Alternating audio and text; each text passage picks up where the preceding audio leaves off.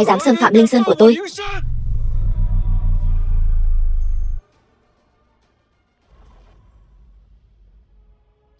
Tiểu tử, thứ đó là của Minh Điện bọn tôi. Biết điều thì mau giao ra đây. Như vậy sẽ khiến tôi vui. Vô Sơn, tôi sẽ để lại cho cậu cơ thể nguyên vẹn. Các người là người của Minh Điện. Nếu đã biết rồi, còn không mau đưa phong thần lại. Lên đây. Bao năm tôi ẩn mình truy tìm tung tích Minh Điện mà vô vọng. Tôi không ngờ đúng lúc tìm không ra thì bỗng dưng lại dễ dàng có được. Minh Điện các người nợ tôi một món nợ. Hôm nay người trả nợ đầu tiên là ngươi.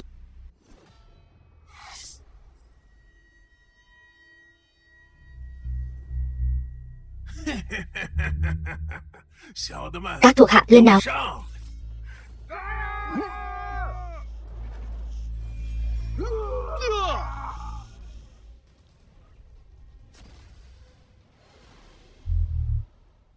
Làm sao chuyện này có thể xảy ra được? Một tiểu tử gác cửa, làm sao có thể lợi hại như vậy? Nói nhảm với kẻ gần cửa tử như ngươi làm gì?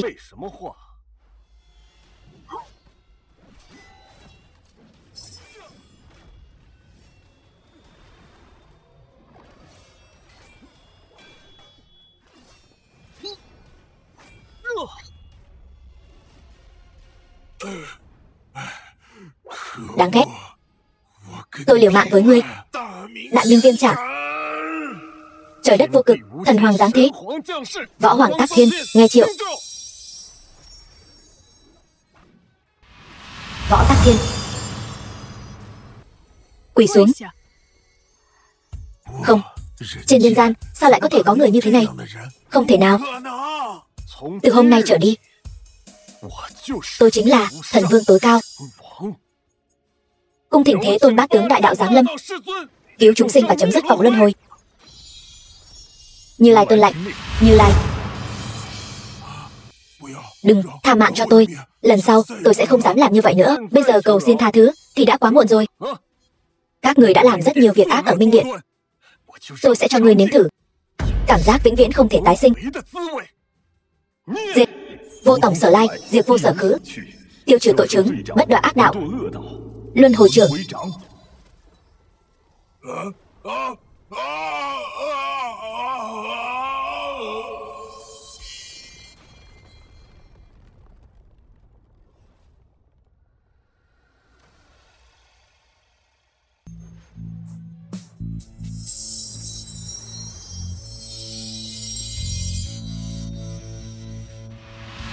Thanh Liên, thuộc hạ đến cứu giá trễ, kính mong điện chủ trừng phạt.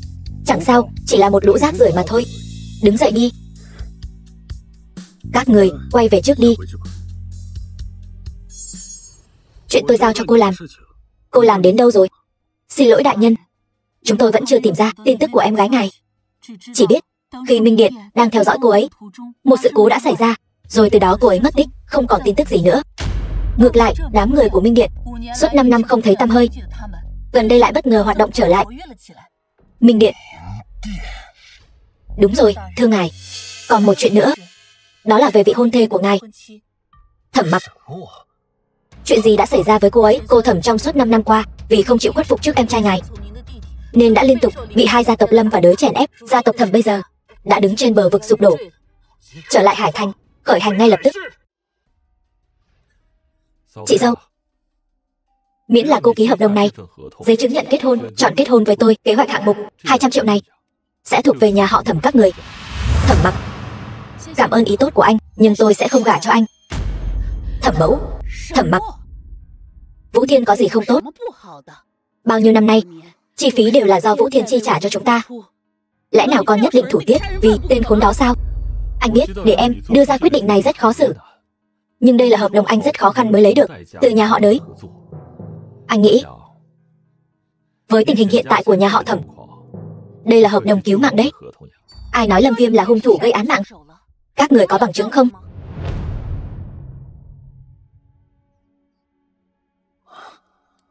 Bố mẹ, con bất hiếu. 5 năm rồi, con cuối cùng cũng có thể về thăm bố mẹ một lần rồi. Hai người yên tâm, mối thù máu 5 năm trước của nhà họ Lâm chúng ta Còn nhất định sẽ khiến những kẻ vong ơn bội nghĩa đó phải trả giá. The film was translated and narrated by M Media. Hải Ba Đông. Hải Ba Đông tỉnh Bắc bái kiến Thanh Liên hộ pháp. Chúng tôi cung nghênh chậm trễ, kính xin giáng tội. Hải Ba Đông, ông có biết nghênh đón thần vương có ý nghĩa gì không? Nếu không phải thần vương trở về Hải Thành, làm gì đến lượt ông? Hộ pháp bớt giận. Là do tôi chậm trễ trên đường, xin hộ pháp giúp tôi nói tốt một câu với thần vương đại nhân. Thuộc hạ tuyệt đối không cố ý. Không sao. Tham kiến thần vương đại nhân. Đứng dậy đi, không cần khách sáo như vậy. Xa như vậy còn đến nghênh đón tôi. Vất vả rồi.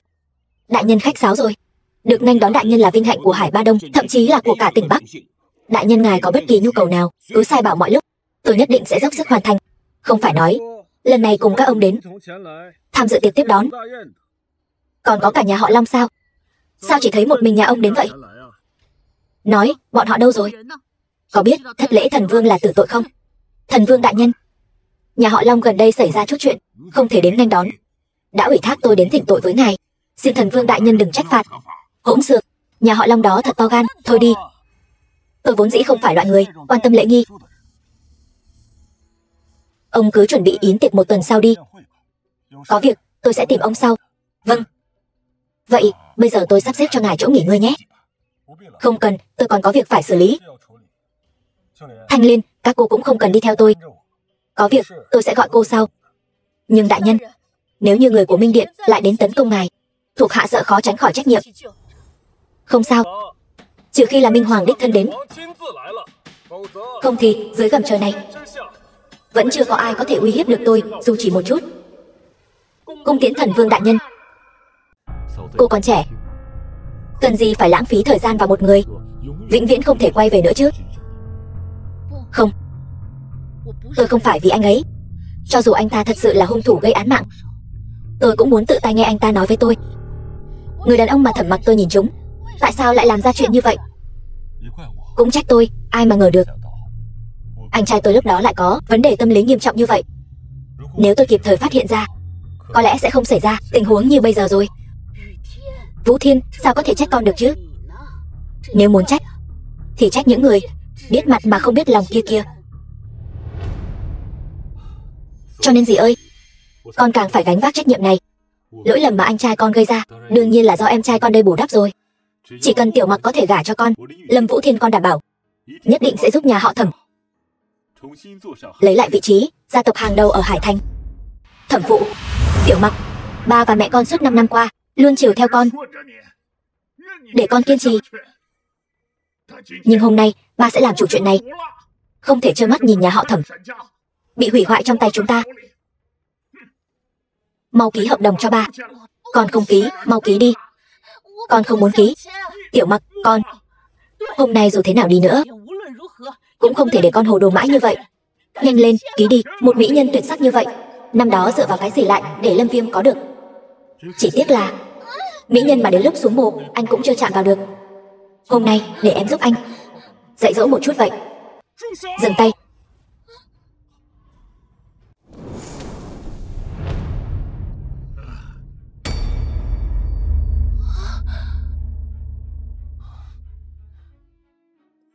Anh là Lâm Viêm. Lâm Vũ Thiên lo lắng cho chị dâu của mình như vậy, thật đúng là đủ quan tâm đấy.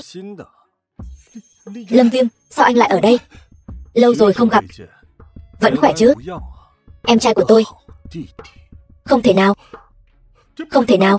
Từ khi nào trong mắt em anh cũng trở nên đáng sợ như vậy rồi?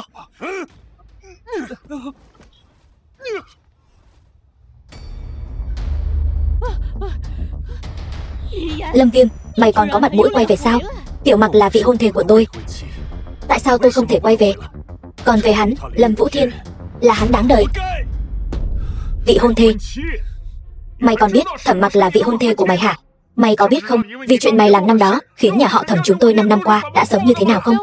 Được thôi, xem ra 5 năm qua tình yêu của em dành cho anh thật sự rất sâu sắc đấy. Phải không, em trai tốt của tôi? Em không biết anh đang nói gì. Mày còn giả vờ hả? Đủ rồi. Anh có biết 5 năm qua em đã sống như thế nào không? 5 năm đấy. 5 năm qua anh đã đi đâu vậy? Vợ ơi, những năm qua em vất vả rồi. Bây giờ anh đã về rồi. Anh tuyệt đối sẽ không để bất kỳ ai bắt nạt em nữa. Đừng giả tạo ở đây nữa. 5 năm trước em tin anh, quyết định gả cho anh. Nhưng còn anh thì sao? Sau khi gây họa thì biến mất không dấu vết. Em đã tin anh biết bao. Bây giờ anh đã trở về rồi. Anh lại ngay trước mặt em đánh em trai ruột của mình. Anh khiến em cảm thấy những tủi nhục em chịu đựng bấy lâu nay đều không đáng chút nào. Tiểu Mặc, xin em hãy tin anh. Tất cả những gì đã xảy ra anh đều có thể giải thích rõ ràng cho em. Bây giờ anh trở về chính là để bù đắp gấp bội cho em. Bù đắp? Mày vừa mới trốn từ bên ngoài về cũng chưa được bao lâu phải không? Lấy gì mà bù đắp? Chỉ dựa vào mày, một tên điên đại ác ôn hả? Chi bằng chúng tôi đưa mày đến đồn cảnh sát, tiền thưởng còn nhiều hơn. Một người làm anh trai lại không bằng em trai của mình. Anh ơi, em khuyên anh đừng giả vờ ngớ ngẩn nữa. Sớm muộn gì cũng nên đến đồn cảnh sát tự thú đi. Anh như thế này chỉ làm liên lụy đến chị dâu thôi. Câm miệng. Ở đây không có phần cho mày nói. Cho dù anh còn sống thì sao chứ? Bây giờ ai cũng biết anh là đại ác ôn. Tôi không tin trong 5 năm qua anh có thể làm nên trò trống gì. Không phải chỉ là hợp đồng thôi sao? Những gì Lâm Vũ Thiên có thể cho, Lâm Viêm tôi có thể hơn nó gấp 10 lần, 100 lần, thậm chí 1000 lần. Đủ rồi, Lâm Viêm, anh đừng làm loạn nữa. Có thể trưởng thành một chút được không? Trong tấm thẻ này là 1 triệu mà tôi đã tích góp bấy lâu nay. Anh cầm lấy nó rồi đi mau đi. Cái gì? Tiểu Mặc, đây là 1 triệu đấy. Nhà họ Thẩm chúng ta còn không có tiền xoay sở, còn lại trả tiền cho cái tên phế vật này. Con nói cho anh ấy thì là cho anh ấy rồi.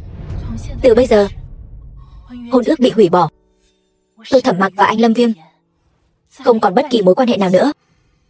1 triệu này đối với anh mà nói tuy không đáng là bao, nhưng vẫn phải cảm ơn em.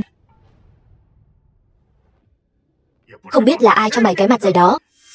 1 triệu mà còn chê bai. Tranh thủ lúc chúng tôi chưa đổi ý, cầm tiền rồi mau cút đi. Nhà họ Thẩm chúng tôi không chào đón cái tên phế vật như mày. Được, vậy chúng ta cứ chờ xem. Người mà Lâm Viêm tôi đã lựa chọn không ai cướp đi được. Còn những kẻ nợ Lâm Viêm tôi, một tên cũng đừng hòng thoát. Nói cho cùng thì vẫn là trong 5 năm qua này mình đã nợ cô ấy quá nhiều. Là mình nợ cô ấy. Xem ra chỉ có thể từng bước một thôi. Hải Ba Đông, 1 tiếng nữa. Tôi muốn thấy nhà họ Thẩm có thể hoàn toàn đè bẹp nhà họ Lâm. Giấy chứng nhận kết hôn. Thẩm Mặc, em thật sự không suy nghĩ lại một chút sao? Đây là cơ hội cuối cùng của em rồi. Cái tên Lâm Viêm đó giờ thành ra cái dạng gì rồi? Lẽ nào em vẫn còn thực sự hy vọng vào hắn ta sao? Lâm Vũ Thiên tôi có điểm nào không bằng hắn ta chứ? Tôi đã nói chuyện này không liên quan đến Lâm Viêm.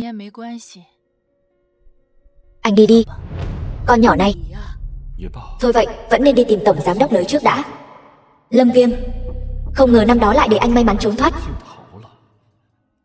Nhưng đã dám quay về rồi thì em sẽ cho anh nếm trải lại cảm giác tuyệt vọng một lần nữa. Anh chàng đẹp trai Tiểu Đắc Kỷ.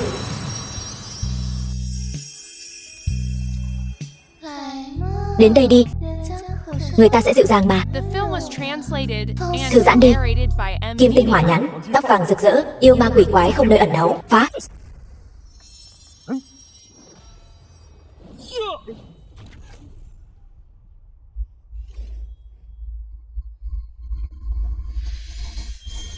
Vừa nãy đó là thứ gì vậy?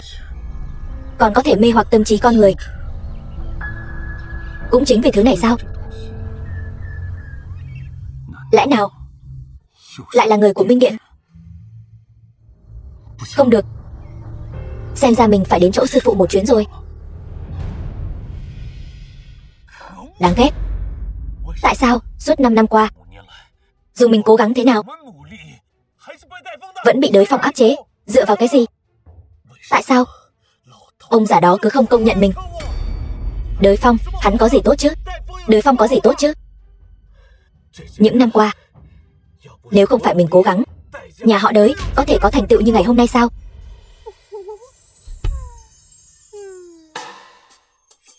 Tiểu Đát Kỷ, sao em lại đến đây?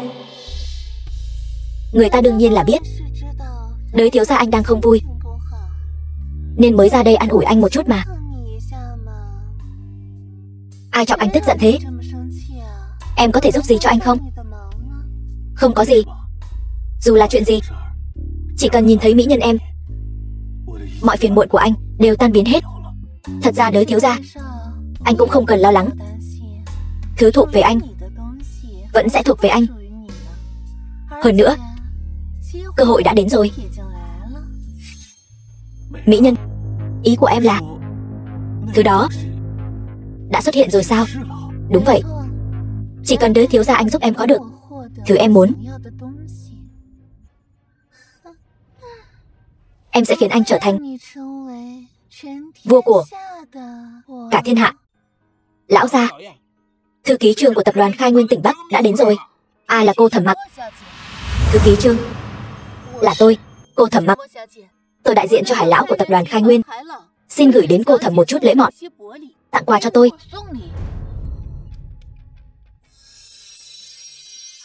Tập đoàn Khai Nguyên kính tặng cô Thẩm 6 thỏi vàng, một ngọc như ý màu trắng, một ấm ngọc, tổng giá trị 150 triệu.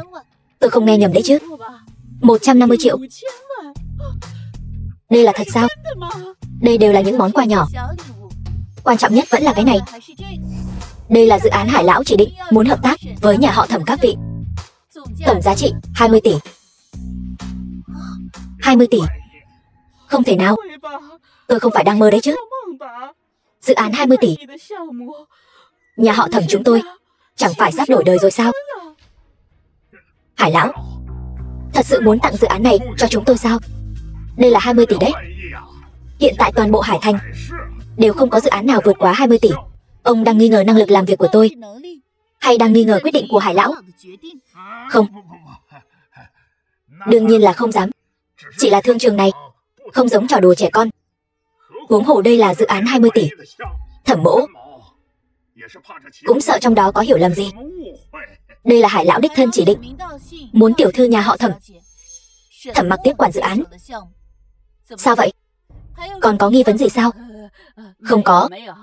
Chỉ cần không sai, đương nhiên không có vấn đề gì rồi. Nhưng tại sao Hải lão lại đột nhiên tặng quà cho tôi? Tiểu thư Thẩm, tôi chỉ mang quà đến cho cô theo lệnh thôi. Cô cứ nhận đi. Nhưng mà món quà này quá quý giá, chúng tôi thật sự... Tiểu thư Thẩm, tôi chỉ có thể nói cho cô biết, Hải lão cũng là làm việc theo lệnh của vị đại nhân kia mà thôi. Còn nữa, Hải lão còn nói, sau này cô và nhà họ Thẩm gặp bất kỳ vấn đề gì đều có thể tìm ông ấy. Bây giờ quà đã đưa đến, chúng tôi xin cáo từ trước. Vị đại nhân kia chẳng lẽ là anh ta? Không ngờ ông già này sắp xếp chỗ ở tốt như vậy. Trước đây ở ngoài ăn sương nằm gió suốt, hôm nay cuối cùng cũng được ngủ một giấc ngon lành rồi.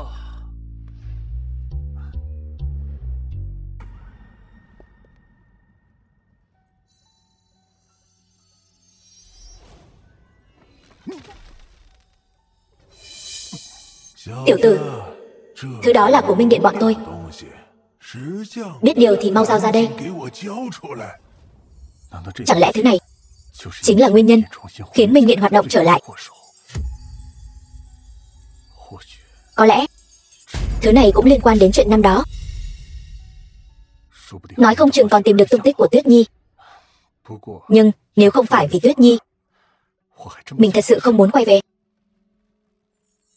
Cửu cung thông thiên Lưu Chấn Cản, bái qua Tam Thanh Tiểu Chu Thiên.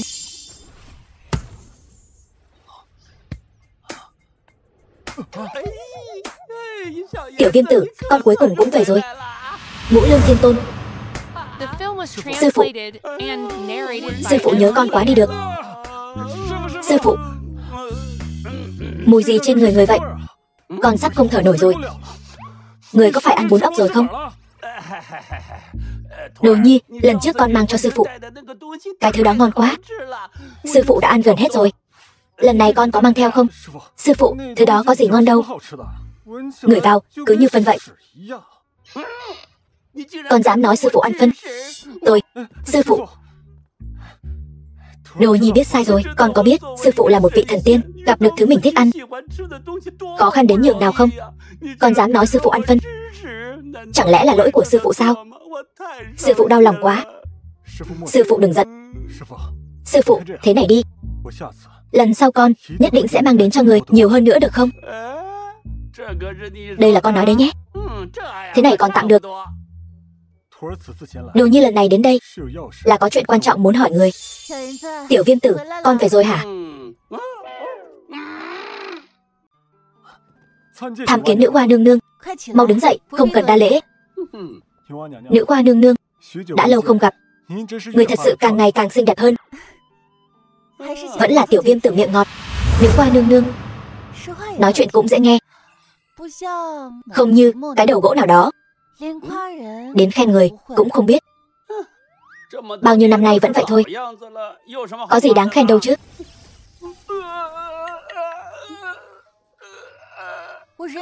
Tôi nhịn ông lâu lắm rồi. Thủ pháp đánh người của nữ hoa nương nương càng ngày càng thành thạo rồi. Nhớ lại hồi xưa mình cũng từng bị đánh thế này mà đến được đây. Tiểu Viêm tử, hẹn ước 5 năm đã đến. 5 năm nay con canh giữ Linh Sơn thật sự rất vất vả rồi. Nghĩ lại hồi đó, lúc ta cứu con đang hấp hối. Bây giờ đã là điện chủ một điện rồi đấy. Điều này là nhờ nữ hoa nương nương và sự bồi dưỡng của sư phụ dành cho con. Lần này con về rất đúng lúc. Sư phụ đây, con có chuyện quan trọng cần tìm con. Sư phụ, con cũng có chuyện quan trọng. Các ngài biết đây là thứ gì không? Cái này con lấy từ đâu ra vậy? Đây là lúc con trấn giữ Linh Sơn, ngày cuối cùng của 5 năm, rơi xuống từ trên trời. Lúc đó hình như có 3 mảnh, nhưng con chỉ lấy được 1 mảnh. Sau đó liền có người của Minh Điện đến cướp. May mà con lấy được 1 mảnh đấy. Chúng ta đúng là không nhìn nhầm người mà. Vậy thì rốt cuộc đây là thứ gì vậy? Cái này là phong thần lạnh. Phong thần lạnh. Chuyện đến nước này có vài việc con cũng nên biết rồi. Cái phong thần lạnh này ấy chia làm 3 phần 8 mảnh, lần lượt là thiên địa vô gian 3 phần, tổng cộng 8 mảnh lạnh bài. Mà mỗi mảnh lạnh bài ấy đều tụ tập đại nhân đại quả của thiên hạ và vật luân hồi. Nếu 8 mảnh này phân tán về các nơi thì thiên hạ thái bình. Nếu 8 mảnh này hợp làm một thì sẽ biến thành phong thần bảng. Thiên hạ này sẽ đại loạn, tam giới tranh đoạt. Nếu ai có thể lấy được phong thần bảng này thì người đó sẽ là chúa tể của tam giới, thống nhất thiên hạ. Cái gì? Ý của sư phụ là cái này vốn là một trong những phong thần lạnh thứ được phong ấn ở thiên giới, nhưng bây giờ sao lại rơi hết xuống nhân giới rồi? Trước đây không lâu, có một người của Minh Điện lẻn vào thiên giới chúng ta. Hắn đã giải phóng tất cả những phong thần lạnh này mà thiên giới của chúng ta phong ấn. Bây giờ nghĩ lại ấy, hắn chắc chắn đã có mưu đồ từ sớm rồi. Nhưng lúc đó chúng ta đều đã bỏ qua. Lại là Minh Điện. Quyết thù của Lâm gia con năm xưa con còn chưa tìm bọn chúng tính sổ. Cái chủ ý quỷ quái hiện tại của hắn thế mà lại đánh đến thiên giới rồi. Này Đồ nhi, cái kỳ hạn 5 năm của con ấy đã đến rồi. Nhưng sư phụ đây còn có một việc muốn nhờ. Sư phụ, chẳng lẽ người là muốn con đi tìm phong thần lạnh? Đồ nhi của tôi đúng là thông minh tuyệt đỉnh mà, vừa đoán đã trúng ngay rồi. Con xem, thân phận sư phụ đây ấy cũng không tiện hạ giới, cho nên nhất định phải tìm một người thích hợp. Tôi chọn đi chọn lại ấy, con là người thích hợp nhất. Tất cả những yêu cầu của con ở dưới đó chúng ta sẽ phối hợp hết sức. Đúng là đồ nhi tốt của tôi mà.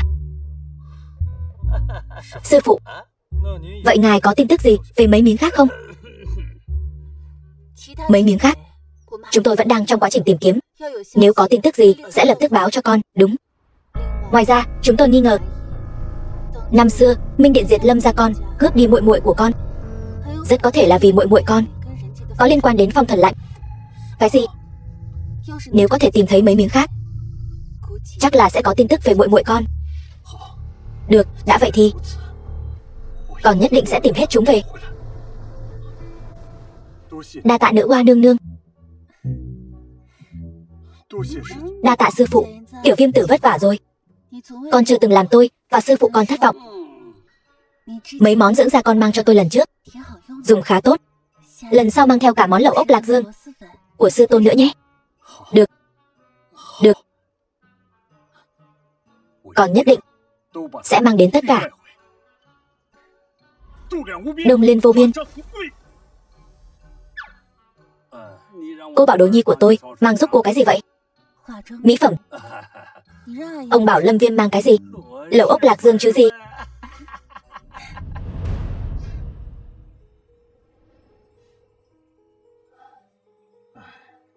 Muốn tìm thấy phong thần lạnh bằng thủ đoạn thông thường là không được. Xem ra chỉ có thể tìm đại tiên giúp đỡ thôi. Thiên địa vô cực, thần hoàng giáng thế, võ hoàng tác thiên, nghe Triệu. Võ Chiếu kính cẩn tuân theo Triệu lệnh. Võ đại nhân ngày càng xinh đẹp. Tiểu Viêm tử hết lời khen ngợi. Không biết Tiểu Viêm tử hôm nay gọi tôi đến có việc gì vậy? Chẳng lẽ là muốn cùng tỷ tỷ giao lưu sâu sắc một phen?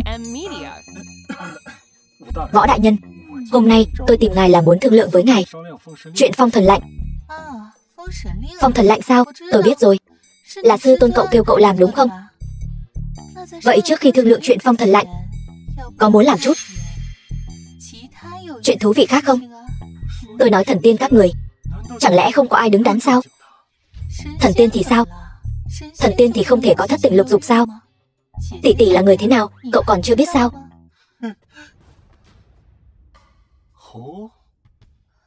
Quả là một nhân hoàng Võ Tắc Thiên. Tôi thật sự không biết Võ Tắc Thiên đại nhân rốt cuộc là người như thế nào vậy? Tôi đâu có. Chỉ thế thôi hả? Run rồi hả? Ít xem phim truyền hình sướt mướt đi. Toàn nói mấy chuyện vô ích. Không học nữa. Thật vô vị. Lớn thế rồi, đùa một chút cũng không được sao? Được rồi, nói chuyện chính đi. Chỉ dựa vào phương pháp của trần gian chúng ta, việc tìm ra tung tích của phong thần lạnh hầu như là không thể. Cho nên tôi muốn hỏi Võ đại nhân, bây giờ ngài có biện pháp nào không? Làm gì? Đương nhiên là đưa phong thần lạnh cho tôi rồi. Không có phong thần lạnh thì sao giúp cậu tìm được chứ? Ngài không phải cũng muốn cướp phong thần lạnh chứ? Tôi không hứng thú với thứ đó đâu.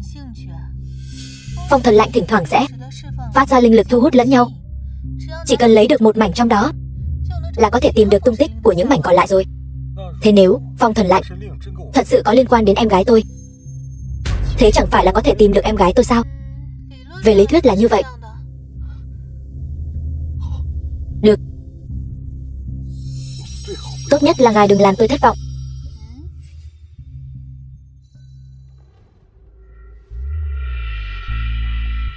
Chẳng phải cũng để tôi đạt được mục đích sao? Ngài chơi không đẹp. Cái phong thần lạnh này cứ giao cho tôi giữ trước đã. Những cái khác nếu có tung tích tôi sẽ nói cho cậu biết. Cô là? Xin hỏi ngài có phải là ngài Lâm Viêm không? Long Ngữ Âm. Tôi đây, xin hỏi cô là? Tại hạ Long gia Long Ngữ Âm. Xin ngài Lâm cứu giúp ông nội tôi. Mời cô đứng dậy trước đã. Long gia, sao cô biết tôi sống ở đây? Xin lỗi ngài Lâm, tôi biết hôm nay đến đây có chút mạo muội. Ban đầu tôi định thông qua Hải lão, sau khi được sự đồng ý của ngài rồi mới đến. Nhưng vì mãi không liên lạc được với ngài, tình hình của ông nội tôi lại khá khẩn cấp, nên tôi đã tự ý đến đây. Nếu ngài có bất mãn, tôi nguyện gánh chịu mọi hậu quả. Nhưng xin ngài Lâm cứu giúp ông nội tôi. Không sao. Long gia các cô cũng là một trong những bên tổ chức bữa tiệc lần này. Gặp khó khăn, tôi ra tay cứu giúp là điều đương nhiên. Nhưng sau khi đến Long gia các cô, đừng nói về thân phận của tôi với bất kỳ ai, để tránh gây ra rắc rối không cần thiết. Vào đi. Lâm thiếu, cơn gió nào đưa cậu đến đây vậy? Lâm Viêm về rồi. Cái gì? Cậu nói Lâm Viêm? Sao hắn có thể về được? Tôi đã gặp hắn rồi, ngay tại Thẩm gia. Không thể nào. Lâm Viêm là do hai chúng ta tự tay tiêu diệt hắn. Sao có thể sống được?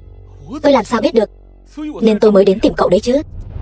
Đới tổng, có chuyện gì? Nói đi. Chúng tôi vừa nhận được tin tức Tập đoàn Khai Nguyên và Thẩm gia đã hợp tác một dự án 20 tỷ. Cái gì? Tập đoàn Khai Nguyên 20 tỷ? Điều này tuyệt đối không thể nào. Tôi vừa từ Thẩm gia về, chúng tôi cũng vừa mới nhận được tin tức. Chẳng lẽ là do tên Lâm Viêm đó giở trò? Không thể nào. Hải lão sao có thể nghe lời một thằng nhóc danh được chứ? Hơn nữa còn là một thằng nhóc có tiếng xấu. Thế cậu nói Hải lão làm như vậy là vì cái gì? Tôi nhận được tin tức Hải lão và Long gia sẽ tổ chức một bữa tiệc chiêu đãi ở Hải Thành. Nghe nói là để nghênh đón một vị đại nhân vật nào đó. Hải lão lúc này làm như vậy có lẽ là vì, chẳng lẽ là vì vị đại nhân vật đó đã để mắt đến đại tiểu thư Thẩm gia? Tôi đã nói rồi, chỉ với cái tên phế vật Lâm Viêm đó, sao có thể mời được Hải lão chứ? Rất tốt. Xem ra chuyện này càng ngày càng thú vị rồi. Chuyện của Thẩm gia này đối với chúng ta rất có lợi. Phần sau cứ giao cho tôi đi. Được. Thế còn Lâm Viêm thì sao? Hắn chẳng qua chỉ là một thằng hề nhảy nhót mà thôi. Chúng ta đã tiến hắn được một lần thì cũng tiến được hắn lần thứ hai. Sau này có cơ hội gặp lại hắn, tiện thể xử lý luôn hắn đi. Thế thì tốt quá. Cái tên Lâm Viêm phế vật đó dám lớn tiếng đòi ra tay với tôi.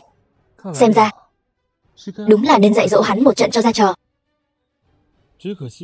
Chỉ tiếc cho cô nàng Thẩm Mặc xinh đẹp đó lại bị vị đại nhân kia để mắt tới. Tôi còn chưa kịp dạy dỗ cô ta cho đàng hoàng. Yên tâm đi, chẳng phải chỉ là một Thẩm Mặc thôi sao? Theo tôi sẽ không thiếu phần của cậu đâu. Cậu về trước đi. Sau này có chuyện gì tôi sẽ tìm cậu. Được.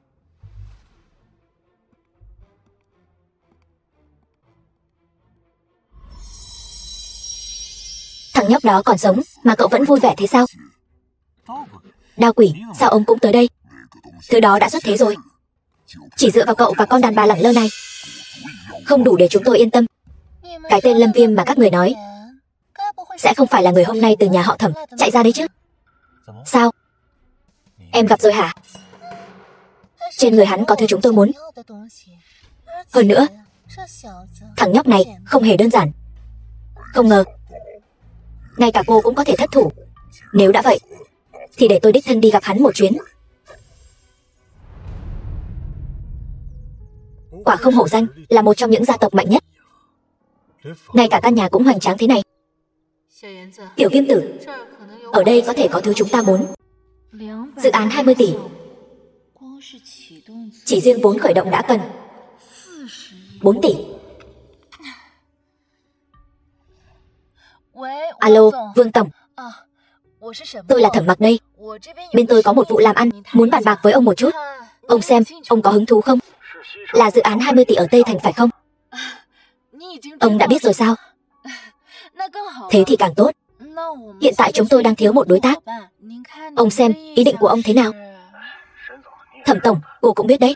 Hiện tại phần lớn các dự án ở Hải Thành đều nằm trong tay nhà họ Lâm và nhà họ Đới. Vốn của chúng tôi cũng đều nằm trong các dự án rồi. Không phải tôi không muốn, mà thực sự là lực bất tòng tâm. Vậy được rồi. Alo, Triệu Tổng. Tôi là Thẩm Mặc của nhà họ Thẩm đây. Bên tôi có một vụ làm ăn muốn bàn với ông. Ông nội tôi trước đây vì một trận bệnh nặng nên nằm liệt giường. Bố mẹ cũng vì gặp một tai nạn mà qua đời rồi. Bây giờ chỉ còn tôi và ông nội nương tựa vào nhau. Cho nên thưa ngài Lâm, xin ngài nhất định hãy cứu lấy ông nội tôi. Yên tâm đi, đã có tôi ở đây rồi. Ông nội cô sẽ không sao đâu. Cô chắc chắn không nhầm chứ? Nơi này thật sự có phong thần lạnh sao? Chắc là không nhầm đâu. Tôi cảm nhận được một lực hút rất mạnh từ cái phong thần lạnh đang có trong tay chúng ta đây. Chắc là ở ngay đây rồi. Không ngờ lại còn có thu hoạch ngoài ý muốn. Xem ra đúng là không đến nhầm chỗ rồi. Là Cố Hằng. Cố Hằng, sao anh lại ở đây? Ngự âm, cuối cùng cô cũng về rồi. Tôi nghe nói lão gia bệnh nặng. Tôi đặc biệt đến xem sao. Chúng tôi sẽ tự mình mời bác sĩ, không cần anh giả nhân giả nghĩa. Ngự âm, cô nói gì vậy? Những người này ngay cả bệnh gì họ cũng không hiểu rõ. Cô còn trông cậy vào họ sao? Tôi đây đã mời bác sĩ chủ trị giỏi nhất khắp tỉnh Bắc, Từ Thiên Y, đến để chữa bệnh cho lão gia. Từ Thiên Y chính là vị được xưng là thánh thủ bách hoa Từ Thiên Y sao? Đúng vậy, có ông ấy ở đây. Ông nội cô nhất định sẽ không sao. Nhưng mà Ngữ Âm, vị này là... Vị này là bạn của tôi. Nghe nói ông nội bệnh nặng, anh ấy nói anh ấy có thể giúp, cho nên anh ấy cùng tôi về xem sao. Ngữ Âm, tôi phải nhắc nhở cô một câu. Chuyện chuyên môn thì vẫn nên giao cho người chuyên nghiệp làm. Đừng tin bất kỳ ai. Kết bạn cũng vậy. Đủ rồi Cố Hằng. Anh đừng quá đáng. Vị này là... Vị này là bạn của tôi. Có thể trở thành bạn của Ngữ Âm, chắc hẳn không phải người bình thường nhỉ. Xin hỏi quý danh của cậu là... Xuất thân từ thế gia vọng tộc nào vậy? Cậu chưa đủ tư cách để biết. Cậu... Tôi là con trai của Cố gia ở tỉnh Bắc đấy. Ở tỉnh Bắc, ngoài Hải lão gia, không có ai mà Cố Hằng tôi không dám chọc vào. Cậu đừng tưởng cậu là bạn của Ngữ Âm là có thể làm càn với tôi. Cố gia, nếu tôi xử luôn cậu thì sao? Vô lý. Ngữ Âm, đây là bạn mà cô kết giao sao? Nói về thực lực, Cố gia của tôi so với Long gia của các người cao hơn một bậc. Tôi có lòng tốt mời Từ Thiên Y đến, cô cứ để mặc người bạn này của cô làm càn với tôi sao? Cậu chờ đó cho tôi. Cái tát này tôi nhớ kỹ rồi. Từ Thiên Y, ông nội tôi sao rồi? Long lão đã không còn gì đáng ngại nữa rồi. Từ Thịnh, bây giờ chỉ cần nghỉ ngơi thật tốt một thời gian là có thể hồi phục rồi. Thật sao? Vậy tôi có thể vào xem không? Xin cứ tự nhiên. Ông nội, ông không sao thật là tốt quá. Khiến cháu lo lắng rồi. Long lão, còn có Cố thiếu và Từ Thiên Y đã làm phiền hai vị rồi. Long lão nói gì vậy?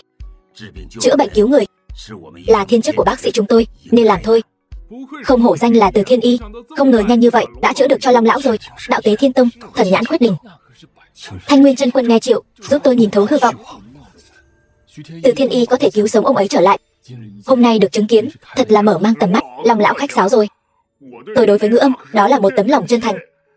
Có thể thấy rõ ràng. Thì ra là vậy. Ngữ Âm, vị này là... Vị này là bạn của cháu.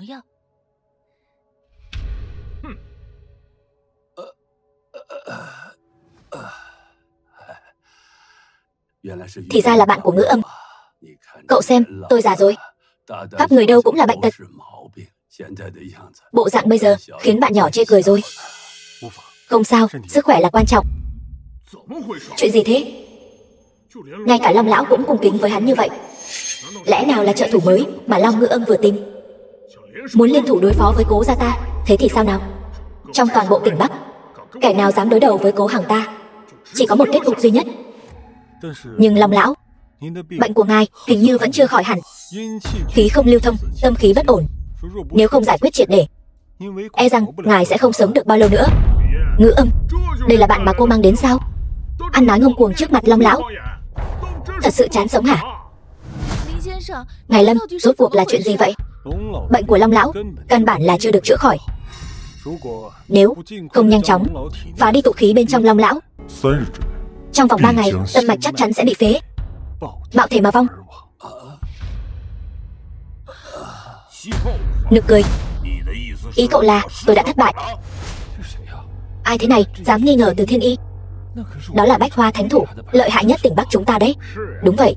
Hơn nữa, người này trông trẻ như vậy, khí thế kiêu ngạo đến vậy, chẳng phải chuyện tốt lành gì đâu.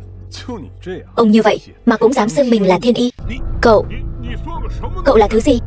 Tự cho rằng có chút y thuật là có thể trước mặt Từ Thiên Y múa rìu qua mắt thợ sao? Từ Thiên Y là lão Thiên Y đỉnh cao nhất tỉnh Bắc, bao nhiêu người muốn tìm ông ấy khám bệnh cũng không hẹn được. Cậu lại dựa vào cái gì mà ở đây khoa tay múa chân? Người trẻ tuổi tự tin mà, đương nhiên là chuyện tốt, nhưng tự tin thái quá sẽ tự rước họa vào thân đấy. Bạn nhỏ cẩn thận, tự hủy tiền đồ đấy. Vậy ông có dám đánh cược với tôi không? Đánh cược rằng bệnh nặng của Long lão bây giờ đã khỏi hẳn. Chỉ dựa vào cậu, một kẻ vô danh tiểu tốt, cũng muốn đánh cược với Cố Hằng tôi sao? Cậu dựa vào cái gì? Chỉ dựa vào việc tôi mới là thần y chân chính. Cậu là thần y?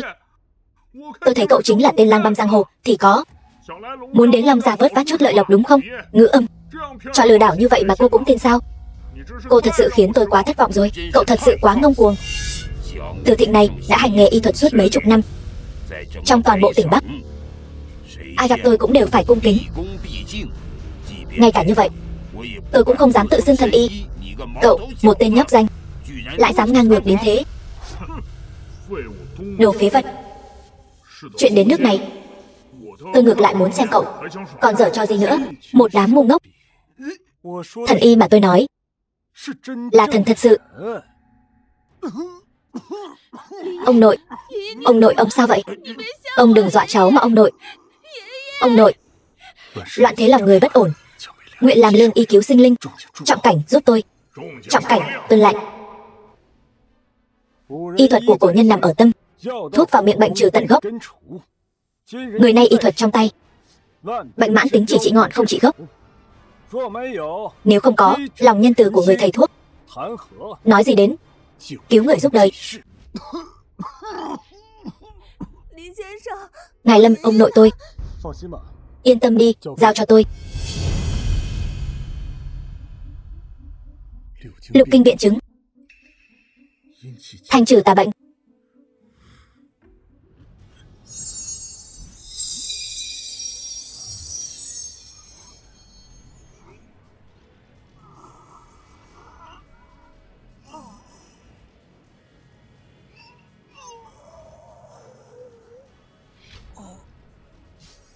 Ông nội, ông không sao chứ?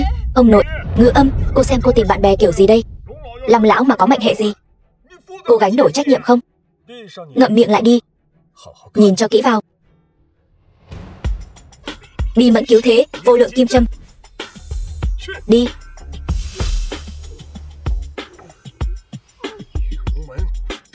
Triệu thần, triệu hồi quy.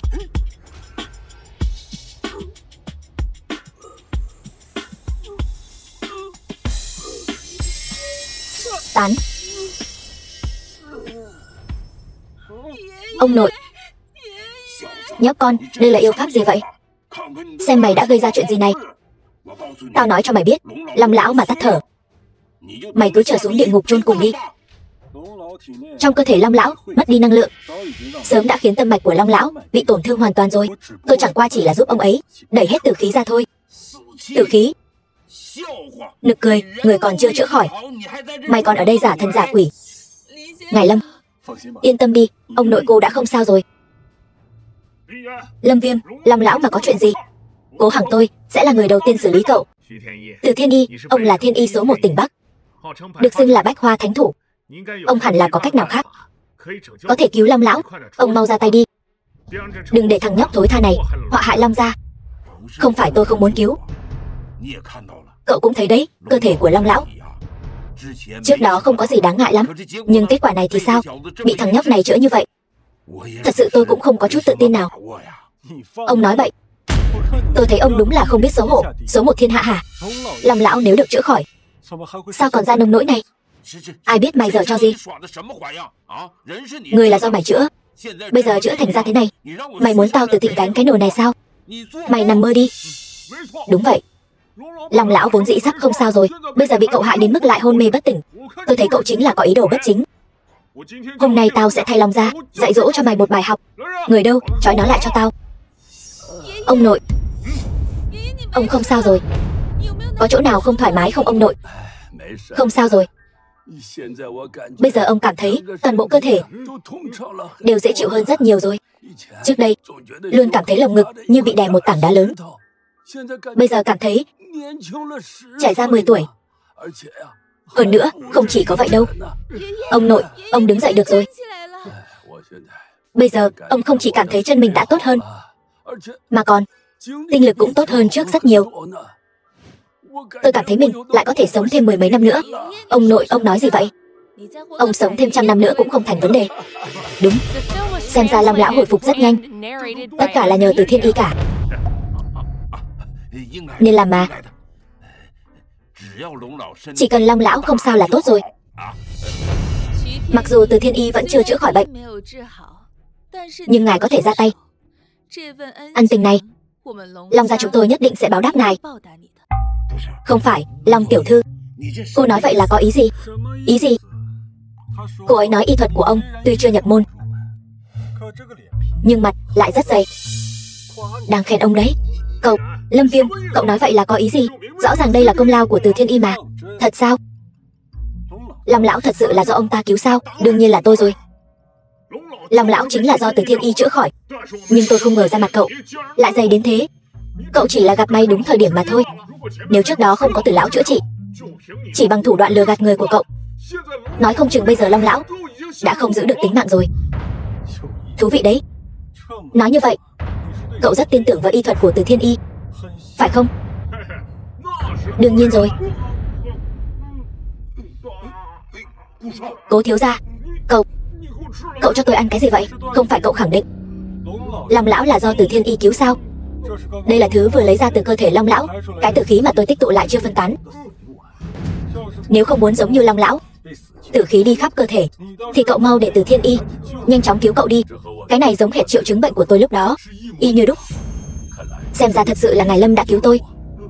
Đa tạ ngài Lâm. Sao vậy Từ Thiên Y? Mau cứu đi chứ.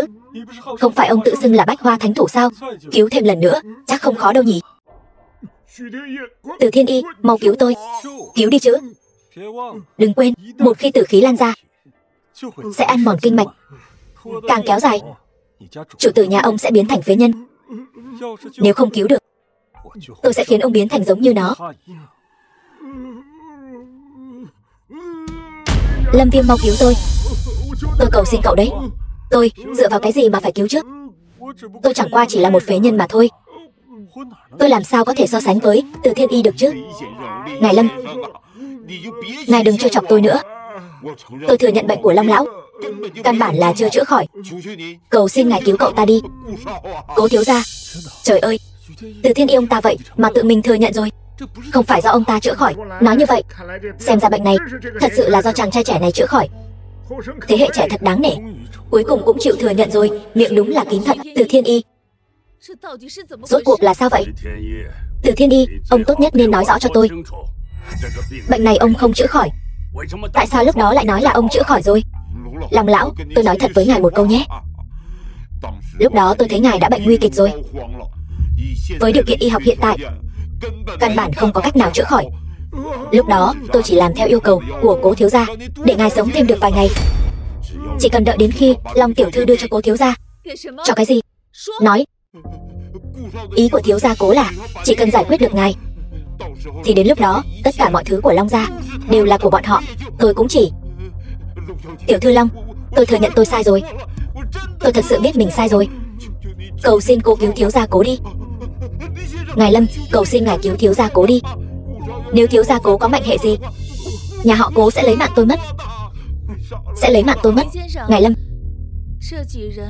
việc xử lý mấy người này đều nghe theo anh. Thôi đi, tôi cũng không so đo với bọn họ nữa. Cho hắn uống thuốc này vào là sẽ ổn thôi. Cảm ơn ngài Lâm đã rộng lượng. Ân đức lớn lao của ngài Lâm, tôi Từ Thịnh xin ghi nhớ trong lòng. Cút đi. Nhanh lên. Ngài Lâm, hôm nay thật sự phải cảm ơn ngài. Nếu không thì cái mạng già này của tôi hôm nay đã bỏ lại đây rồi. Long lão, ông không cần khách sáo với tôi như vậy đâu. Chỉ là tiện tay giúp một chút thôi. Đối với tôi cũng không phải chuyện gì khó khăn. Ngài cứ thế để Cố Hằng và bọn họ đi như vậy, thật sự không sao chứ? Để bọn họ đi. Hy vọng vị đại thiếu gia Cố đó đừng quá khó chịu. Sau khi gặp phải tác dụng phụ của thuốc là được. Xin lỗi, hơi mất bình tĩnh một chút. Thực ra lần này đến đây là có một chuyện muốn xác nhận. Ngài Lâm đừng khách sáo. Mạng của tôi đều là do ngài ban cho. Ngài có lời gì cứ nói đi. Các người đã từng thấy thứ này chưa? Hòn đá này quen quá. Đúng rồi, là sợi dây chuyền đó. Dây chuyền. Chờ một chút, tôi đi lấy ngay.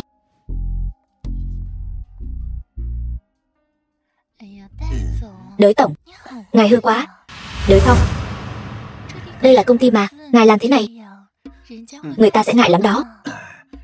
Cả công ty này là của tôi, không có lại của tôi. Không ai được phép làm phiền chúng ta. Em cứ yên tâm đi bảo bối. Ai vậy? Kẻ nào không có mắt dám phá hỏng chuyện riêng của lão tử? Đại ca, hóa ra là thằng em tốt của tôi. Hôm nay sao lại có thời gian đến chỗ anh vậy? Bây giờ em đang có một dự án 20 tỷ. Không biết anh có hứng thú không? 20 tỷ. Đới tổng, ngài làm em đau. Cút ra ngoài.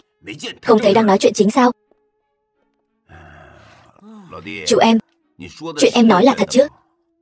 Đương nhiên là thật rồi. Bây giờ dự án này đang nằm trong tay Thẩm gia, nhà họ Thẩm. Hóa ra không phải dự án của cậu. Vậy mà cậu còn bảo tôi đi đàm phán. Anh trai tốt của tôi ơi, bây giờ cả Hải Thành này, ngoài đấy ra chúng ta ra, còn ai có thể nuốt trôi dự án 20 tỷ này chứ? Mặc dù nói dự án này đang nằm trong tay Thẩm gia, nhưng chắc hẳn bọn họ không có đủ vốn khởi động phải không? Lúc này, đại ca, anh đi đàm phán hợp tác với bọn họ. Đến lúc đó, danh lợi song toàn. Em nghe nói tiểu thư Thẩm gia kia trông cũng không tệ. Được, vậy cứ thế đi nhé. Em sẽ làm mối cho anh. Đợi sau khi mọi chuyện xong xuôi, anh giúp em nói vài lời tốt đẹp trước mặt bố là được. Vậy cứ quyết định thế nhé. Thế nào, có phải cái này không? Đúng vậy, chính là cái này. Nhưng sao cái này không có độ bóng? Có lẽ là do ở với con người lâu rồi. Cô Long, xin hỏi, cái này có thể cho tôi không? Cái này sao không tiện hả? Không, ngài Lâm, ngài hiểu lầm rồi. Nếu ngài muốn thì cứ lấy đi. Chỉ là những thứ như thế này. Trước đây tổng cộng có 2 viên. Không biết có phải là rất quan trọng đối với ngài Lâm không? Cô nói gì? 2 viên.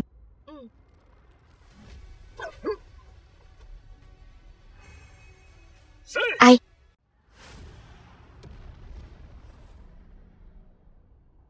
Hai người vào nhà trước đi. Mày chính là Lâm Viêm. Mày là người của Minh Điện. Đúng vậy. Không ngờ tiểu tử nhà họ Lâm năm đó lại còn sống. Năm đó, chẳng lẽ mày cũng tham gia vào cuộc đại loạn nhà họ Lâm năm đó? Hơn cả tham gia.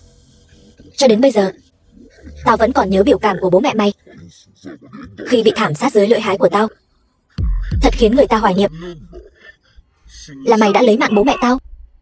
Nếu lúc đó không phải bố mẹ mày liều mạng giữ chân tao, tao đã tự tay kết liễu mày rồi. Sao cũng không ngờ tới, đứa tạp chủng được 2 kẻ đó liều mạng cứu sống lại còn chạy về đây chịu trận nhỉ. Mày chán sống rồi. Thần binh thiên tướng nhập linh thể ta, trợ trận sát phạt.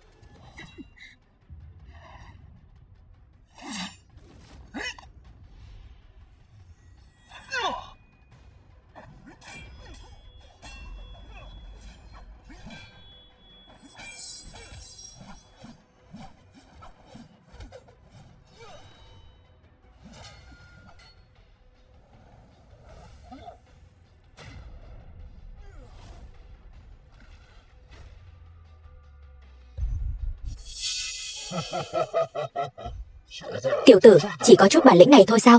Tao khuyên mày ngoan ngoãn giao đồ ra đây. Tao đảm bảo sẽ cho mày ra đi nhẹ nhàng hơn. Bớt nói nhảm đi. Vậy thì xem mày có bản lĩnh này không đã. Tao khác với con đàn bà lẳng lơ kia. Nếu đã chán sống, vậy thì đoàn tụ với bố mẹ mày đi. Cung thỉnh bát tướng đại đạo Thế Tôn, cứu chúng sinh diệt luân hồi. Cái gì? Lại là thượng thân? Bây giờ mới biết sao? Hơi muộn rồi. Năm đó mày lấy mạng cha mẹ tao, hại nhà họ Lâm tao. Mối thù sâu như biển máu này không đội trời chung.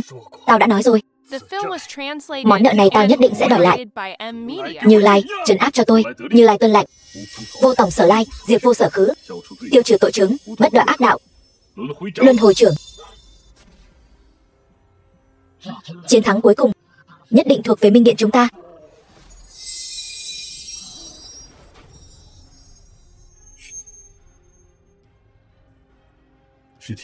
Là bùa thế mạng.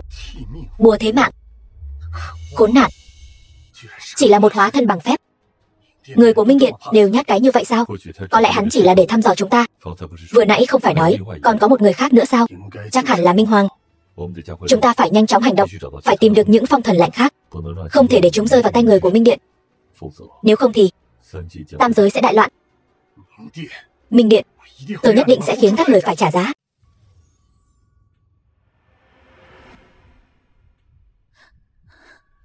Anh ơi, em nhớ anh lắm. Tuyết Nhi, là Tuyết Nhi. Tuyết Nhi em ở đâu?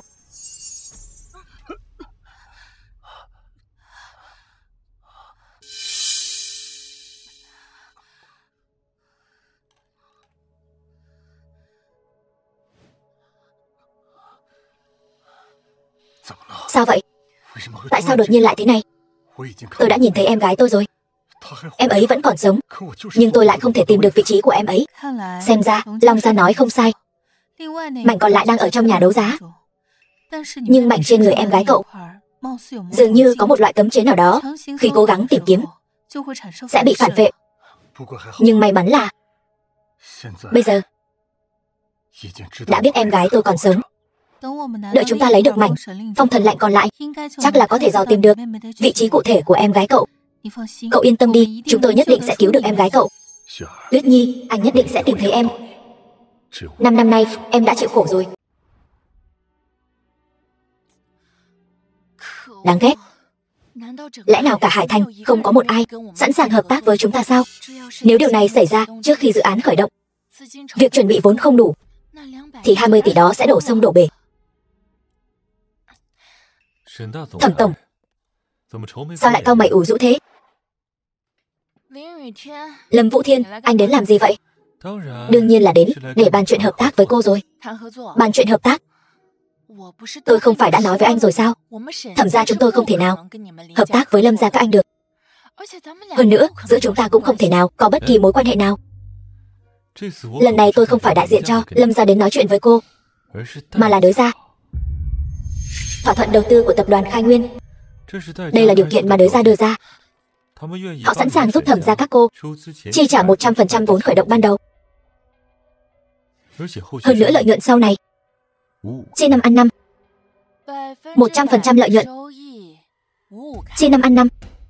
Còn có chuyện tốt như vậy sao? Không tin thì cô có thể tự mình xem đi.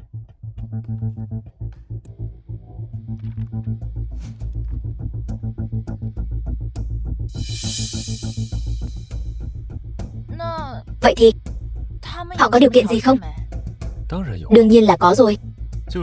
Chính là cần Thẩm tiểu thư đây đích thân đến công ty của họ một chuyến. Đích thân đi. Dù sao, cơ hội cũng đã đưa đến cho cô rồi. Đi hay không là tùy vào Thẩm tiểu thư đây. Xin cáo từ. Đến nước này rồi, cũng chỉ còn cách này thôi. Long lão, mấy ngày nay đa tạ sự đón tiếp của ông. Ông cứ nghỉ ngơi cho tốt đi, tôi xin phép về Hải Thành trước đây. Ngài Lâm khách sáo rồi. Đây đều là những gì chúng tôi nên làm. Hơn nữa, tiệc tiếp đón sắp được tổ chức rồi. Đến lúc đó Long gia chúng tôi nhất định sẽ không phụ sự kỳ vọng của ngài Lâm. Làm phiền rồi.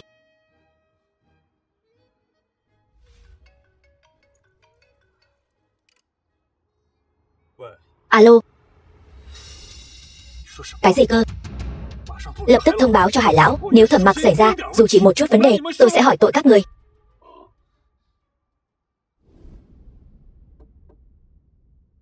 Mời vào. Đới thiếu, Thẩm tiểu thư đến rồi. Mau, mời Thẩm tiểu thư vào đi. Cô Thẩm, mời cô ngồi. Mọi người đều nói cô Thẩm là một người đẹp hiếm có.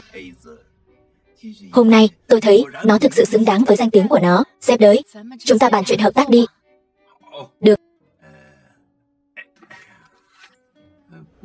Nhưng không cần phải vội. Về hợp đồng, chúng ta sẽ nói sau. Hôm nay, tôi chủ yếu muốn nắm bắt cơ hội này để hiểu rõ hơn về cô. Tôi hiểu rồi. Chúng ta đều ở đây để hợp tác. Nếu ông với Thẩm gia tôi có vấn đề gì không hiểu, chỉ cần hỏi tôi trực tiếp, tôi sẽ không giấu giếm gì hết.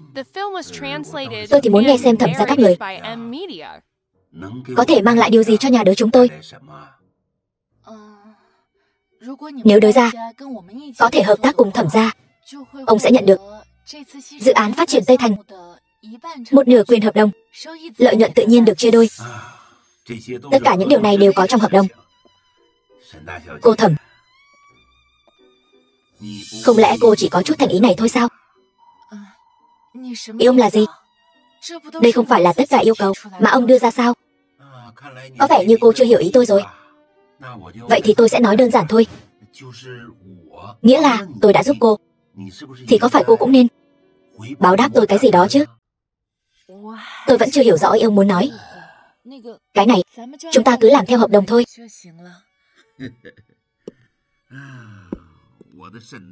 Cô Thẩm của tôi ơi, trước giờ cô vẫn luôn đàm phán hợp đồng như vậy hả? Cô xem đi, gia tộc đới chúng tôi sẽ đảm nhận toàn bộ 100% khoản đầu tư giai đoạn đầu. Còn lợi nhuận, tôi sẽ cho cô một nửa. Nói thật, các người được hưởng lợi to như vậy, cô không nên cho tôi chút lợi ích gì sao? Ví dụ, sử dụng điểm mạnh của cô, làm tôi vui vẻ. Đới tổng, tôi đến đây để bàn chuyện hợp tác với ông, không phải đến để tìm ông làm chuyện xấu hổ. Xấu hổ? Đừng nói những lời khó nghe vậy chứ. Đây là kinh doanh, mỗi bên đều có lợi, đúng không? Miễn là cô làm tôi thoải mái. Tôi hứa, cô không cần phải lo lắng về dự án này. Và gia đình Thẩm của cô sẽ trở thành gia đình hạng nhất ở Hải Thành. Có vẻ như Đới tổng không thực sự muốn hợp tác. Nếu đã như vậy, sự hợp tác của chúng ta kết thúc tại đây. Ông muốn làm gì? Tôi là chủ tịch của tập đoàn Phương Thịnh. Không một ai trong Hải Thành dám từ chối tôi. Cô nghĩ nơi này là nơi muốn đến thì đến, muốn đi thì đi hả? Tôi nghe nói ông chồng nhà cô suốt 5 năm đều chưa từng chạm vào cô. Chắc hẳn cô đang cô đơn lắm. Hôm nay, hãy để tôi thỏa mãn cô. Hãy để tôi đi.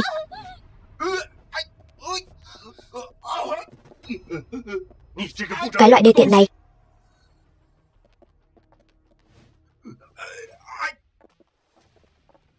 Cô là cô Thẩm. Cô ổn chứ?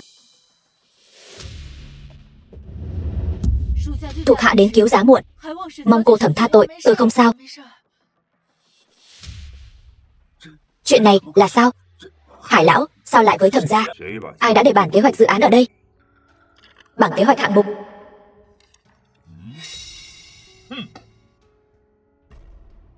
Ông ăn gan hùm mật báo rồi sao?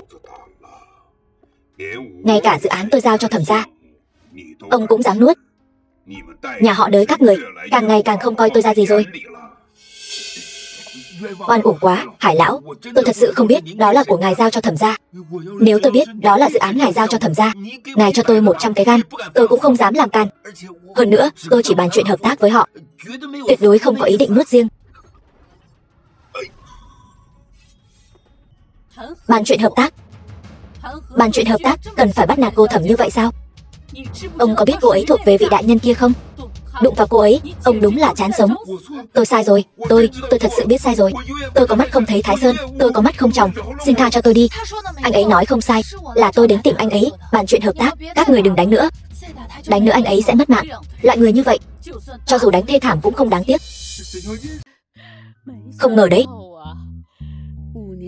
Lâm Viêm, kẻ mà 5 năm trước ai cũng chửi rủa, là kẻ chủ mưu.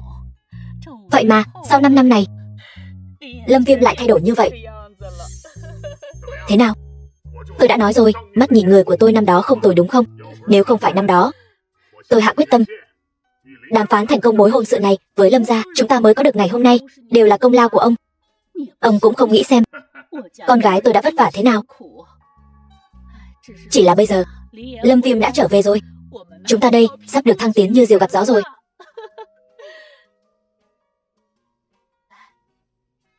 Có phải Lâm Viêm về rồi không? Vậy để con ra mở cửa.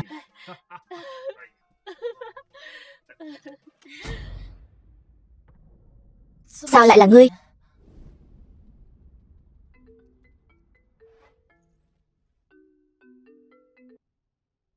Alo, Lâm đại nhân. Không hay rồi, Thanh Liên đại nhân khi đang áp giải Lâm Vũ Thiên, bị Lâm Vũ Thiên làm trọng thương. Lâm Vũ Thiên thừa cơ trốn thoát rồi. Thanh Liên cô ấy không sao chứ? Thanh Liên đại nhân tạm thời không sao, nhưng Lâm Vũ Thiên hình như là đã đi về phía của Thẩm tiểu thư rồi. Cái gì? Không ổn rồi. Tiểu Mặc gặp nguy hiểm rồi. Tiểu Mặc, Tiểu Mặc. Mẹ vợ, bố vợ.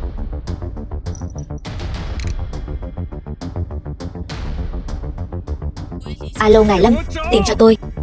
Dù có đào tung cả hải thành lên 3 tấc đất, cũng phải tìm cho ra Thẩm Mặc mang về cho tôi. Vâng. Các người không phải đi dự tiệc gì đó sao? Sao sắc mặt lại khó coi thế này? Xảy ra chuyện gì rồi sao? Đới Mộc Bạch, con có biết tội của mình không? Tội? Đới Mộc Bạch tôi có tội gì chứ? Mày cấu kết với Lâm Vũ Thiên, hãm hại Lâm gia, sát hại cha mẹ ruột của Lâm Viêm, khiến Lâm gia đại loạn. Đây còn không phải là tội sao? Nực cười. Chuyện này đã xảy ra từ 5 năm trước rồi. Các người hôm nay đến chất vấn tôi, e rằng không thích hợp lắm nhỉ? Mày có biết không? Lâm Viêm mà các người từng truy sát kia bây giờ đã là điện chủ Thần Vương Điện rồi. Phía trên vạn người, bây giờ hắn đã giáng tội xuống rồi. Đới Mộc Bạch, vì đới gia chúng ta, mày vẫn nên mau đi nhận tội đi.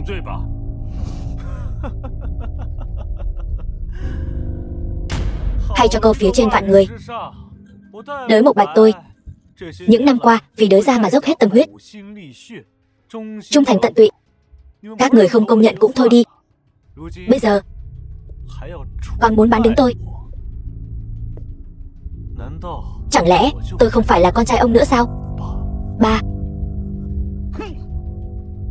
mày từ trước đến nay chưa từng là con trai tao. Mày chẳng qua chỉ là một đứa bị bỏ rơi không ai cần. Đới gia chúng tôi nuôi mày là phúc phận của mày, còn mày thì sao? Chỉ biết mang họa đến cho chúng tôi. Mày chính là con chó mà đới gia chúng tôi nuôi. Là chó thì mày hãy làm tốt bổn phận của mình đi. Mau đi nhận tội đi, bằng không sẽ liên lụy đến chúng tôi đấy.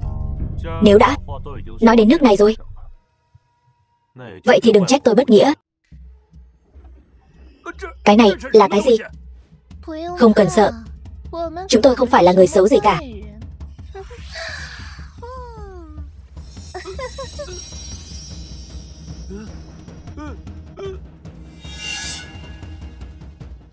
Đới Phong, con muốn làm gì?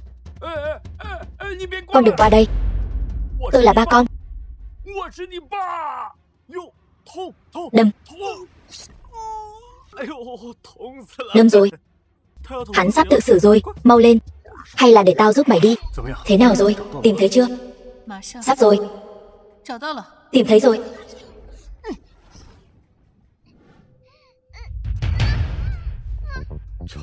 Mỹ nhân, thế nào rồi? Không ngờ lại nhanh như vậy. Cô vẫn rơi vào tay tôi. Buông ra, cô càng kêu tôi càng hưng phấn. Thần Vương Vô Song thì sao chứ? Không phải vẫn không bảo vệ được vợ của mình sao? Hơn nữa tôi nói cho cô biết, với thủ đoạn hiện tại của tôi có thể nghiền nát Lâm Viêm trong nháy mắt. Thế nào? Có muốn đi theo tôi không? Anh đừng hòng, Lâm Vũ Thiên, đồ khốn nạn nhà anh. Cô đủ mạnh mẽ đấy. Cô càng kêu tôi càng hưng phấn. Thân hình tốt như vậy, cho hắn thì tiếc lắm. Ai đang giả thân giả quỷ vậy? Thần binh thiên tướng, nhập linh thể ta, trợ trận sát địch. Cút ra đây cho tao. Mày cút ra đây cho tao.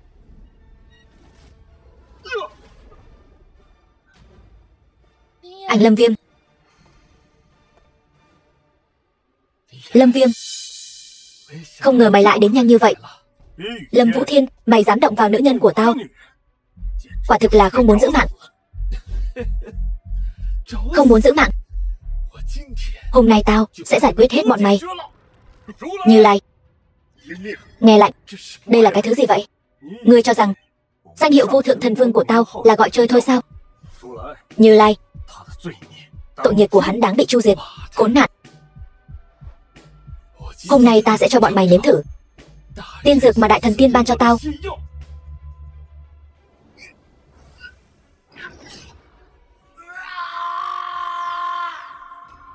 Một loại thuốc có hiệu quả cuồng bạo.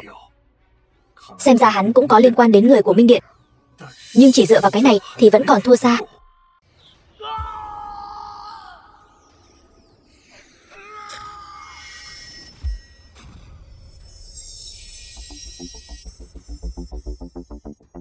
Cái này không thể nào.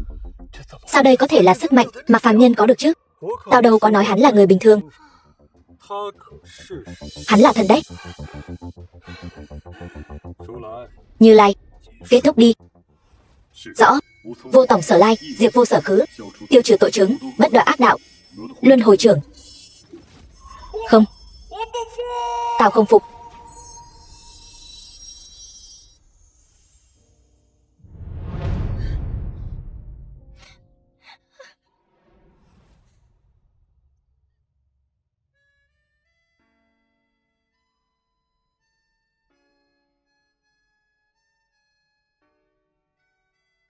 Đây là chỗ ở mà Hải lão đã sắp xếp cho anh. Sau này em cứ ở đây. Ba vợ, mẹ vợ, anh cũng đã phái người đưa đến bệnh viện rồi. Không có gì đáng ngại. Cảm ơn anh nhé. Em là vợ của anh mà. Còn khách sáo với anh làm gì chứ? Lâm Viêm, anh đã nói rồi. Một khi anh đã trở về, anh sẽ không cho phép bất kỳ ai bắt nạt em nữa. Em đi tắm rửa trước đi. Anh đi chuẩn bị một bộ quần áo cho em. Không cần đâu, anh đi tắm trước đi. Em muốn nghỉ ngơi một lát. Người anh cũng không bẩn mà. Em cứ đi tắm đi. Bảo đi thì đi đi chứ. Đâu ra lắm lời thế. Mau đi. Thật là khó chịu. Anh đi đây.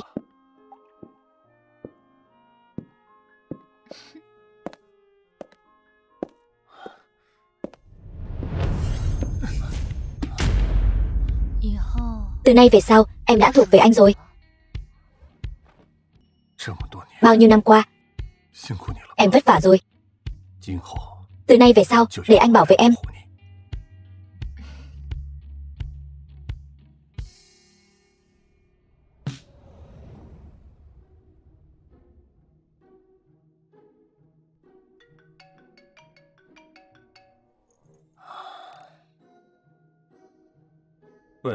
Alo, sao vậy? Alo, ngài Lâm. Nhà họ Đới xảy ra chuyện rồi. Cái gì? Sao vậy chồng? Không có gì, anh phải ra ngoài một chuyến. Em ở nhà nghỉ ngơi đi. Đi đâu vậy? Cho em đi cùng với. Cho em đi cùng. Chúng ta đã hú hí như vậy mà em còn sức sao? Ghét quá đi. Em không quan tâm, dù sao anh cũng phải đưa em đi cùng. Nếu anh không đưa em đi cùng thì làm sao đảm bảo an toàn cho em đây? Nói cũng đúng, không thể để người khác nắm được nhược điểm. Được, em đi cùng anh đi. Đi đâu vậy? Nhà họ Đới. Có ai không?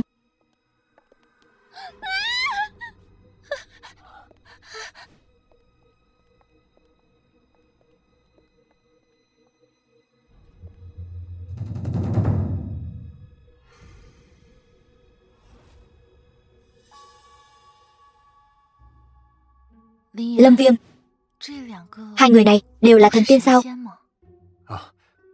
Đúng vậy. Nhưng em không cần lo lắng. Họ đều là thần tiên tốt. Đã điều tra rõ ràng là chuyện gì chưa? Chúng tôi từ hiện trường cảm nhận được khí tức còn sót lại của Minh Điện. Rất có thể là người của Minh Điện. Hơn nữa, rất có thể chính là kẻ đã sát hại nhà họ Lâm các người. Đáng ghét. Lại là Minh Điện. Sát hại cha mẹ tôi, hại em gái tôi đến nay bạt vô âm tín. Mối thù này, tôi, Lâm Viêm, nhất định sẽ tính rõ với bọn chúng. Hiện tại quan trọng nhất là nhanh chóng tìm thấy những phong thần lạnh còn lại. Võ đại nhân, ngài có tin tức gì rồi sao? Tôi vừa suy luận một chút vị trí của những phong thần lạnh khác, phát hiện có 3 khối phong thần lạnh hiện tại đã tụ tập lại với nhau. Theo tôi suy đoán, 3 khối này rất có thể đã rơi vào tay Minh Điện rồi. Cái gì? Vậy chẳng phải là... Đúng vậy, tính cả 2 khối trên tay chúng ta và khối ở buổi đấu giá kia, bây giờ chỉ còn lại 2 khối chưa xác nhận. Đáng ghét. Xem ra bọn chúng đã sớm có chuẩn bị rồi. Chúng ta phải nhanh lên. Đợi chúng ta lấy được những phong thần lạnh còn lại về tay, Minh Điện sẽ không thể đạt được mục đích. Tất cả những chuyện này đều nhờ vào cậu rồi. Không sao. Vì duy trì sự ổn định của tam giới và vì em gái tôi cùng Thẩm Mặc, tôi nhất định sẽ dốc toàn lực. Lâm Viêm, lần này làm phiền con rồi. Mẹ vợ, 2 người là bố mẹ của Tiểu Mặc, cũng chính là bố mẹ của con. Đây đều là những gì con nên làm. Được, được. Thiếu gia, mọi chuyện làm đến đâu rồi? Đã hoàn thành hết rồi. Tập đoàn Thiên Thịnh của nhà họ Thẩm, dưới sự hỗ trợ của tôi và Long Lão, đã thành công giành được Dự án tổng trị giá hàng trăm tỷ. Lão Đường, công việc thu mua thế nào rồi? Bẩm thiếu gia, kế hoạch thu mua mọi thứ đều thuận lợi. Tất cả sản nghiệp của nhà họ Lâm và nhà họ Đới, tôi đã thống nhất thu mua và sáp nhập vào nhà họ Thẩm rồi. Giờ đây nhà họ Thẩm đã trở thành gia tộc siêu cấp, duy nhất ở Hải Thanh. Rất tốt. Những thứ thuộc về Lâm Viêm tôi, cuối cùng tôi cũng đã lấy lại được rồi. Tôi cũng có thể cho bố mẹ tôi một lời giải thích rồi. Lâm Viêm, như vậy không tốt lắm đâu.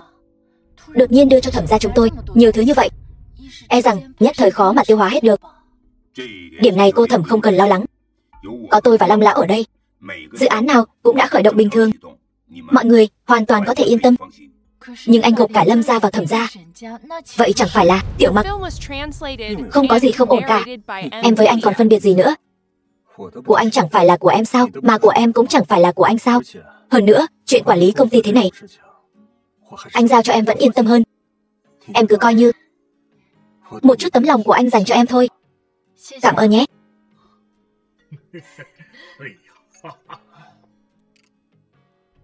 Alo, có phải là ngài Lâm không? Là tôi, có chuyện gì vậy? Bên buổi đấu giá đã chuẩn bị gần xong rồi, ngày mai chúng tôi sẽ đến đón ngài. Ngài thấy có được không? Được, không vấn đề gì. Cuối cùng cũng sắp đến rồi. Theo báo cáo của phóng viên truyền thông thành phố này, một trong những doanh nghiệp tư nhân lớn nhất thành phố này, tập đoàn Đới Thị hôm nay đột ngột tuyên bố phá sản.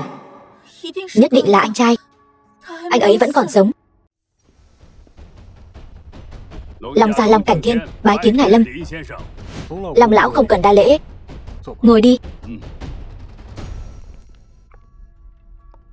Buổi đấu giá hôm nay phải nhờ cậy ông rồi. Ngài Lâm, ngài khách sáo quá rồi. Có thể phục vụ ngài Lâm, đó là vinh hạnh của Long gia chúng tôi. Vậy chúng ta nhanh chóng xuất phát thôi. Xin chờ một chút ngài Lâm. Trước khi tham gia buổi đấu giá, cần chuẩn bị một vài thứ. Thứ gì? Ngài Lâm ngài yên tâm, trước khi đến đây chúng tôi đã chuẩn bị xong rồi. Tất cả những người tham gia buổi đấu giá lần này bắt buộc phải đeo mặt nạ. Thứ nhất là để ngăn chặn việc tiết lộ thông tin khách hàng. Thứ hai là để ngăn chặn việc các vị cạnh tranh ác ý. Ngài Lâm, đây là mặt nạ chúng tôi đã chuẩn bị trước, ngài tùy ý chọn.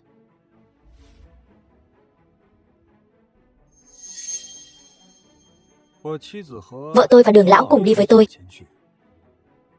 có được không? Toàn quyền theo sự phân phó của ngài Lâm. Đây là một chút tấm lòng của Long gia chúng tôi. Buổi đấu giá lần này của ngài Lâm, tất cả chi phí đều do Long gia chúng tôi chi trả. Như vậy không tốt lắm đâu. Ngài đừng khách sáo với chúng tôi nữa, mau nhận lấy đi. Có thể phục vụ ngài Lâm, đó là vinh hạnh của Long gia chúng tôi. Đây là thứ gì vậy? Đây là thẻ hắc kim. Toàn bộ đế đô chỉ có 3 gia tộc lớn mới có tư cách sở hữu thứ này. Mà ai sở hữu nó thì đại diện cho việc người đó có thể điều động toàn bộ tài sản của cả gia tộc. Vậy chẳng phải là nói ngài đưa thẻ hắc kim cho chúng tôi thì chẳng khác nào đưa cả Long gia cho chúng tôi rồi. Đúng vậy. Nhưng trước mặt ngài Lâm, cả Long gia chúng tôi e rằng cũng chẳng đáng nhắc đến. Trời ơi, tôi vốn tưởng công ty chúng ta đã khá lợi hại rồi, bây giờ xem ra là tôi quá thiển cận rồi. Vậy được, tôi xin nhận. Bây giờ có thể xuất phát được chưa? Xuất phát thôi. Đấu giá Hưng Phong.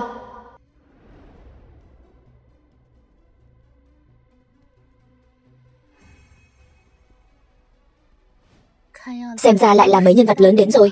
Lát nữa đấu giá kết thúc, cô đi bắt chuyện thử xem. Biết đâu là vị thiếu gia nhà giàu nào đó chưa kết hôn thì sao? Mấy người này sao nhìn quen thế nhỉ?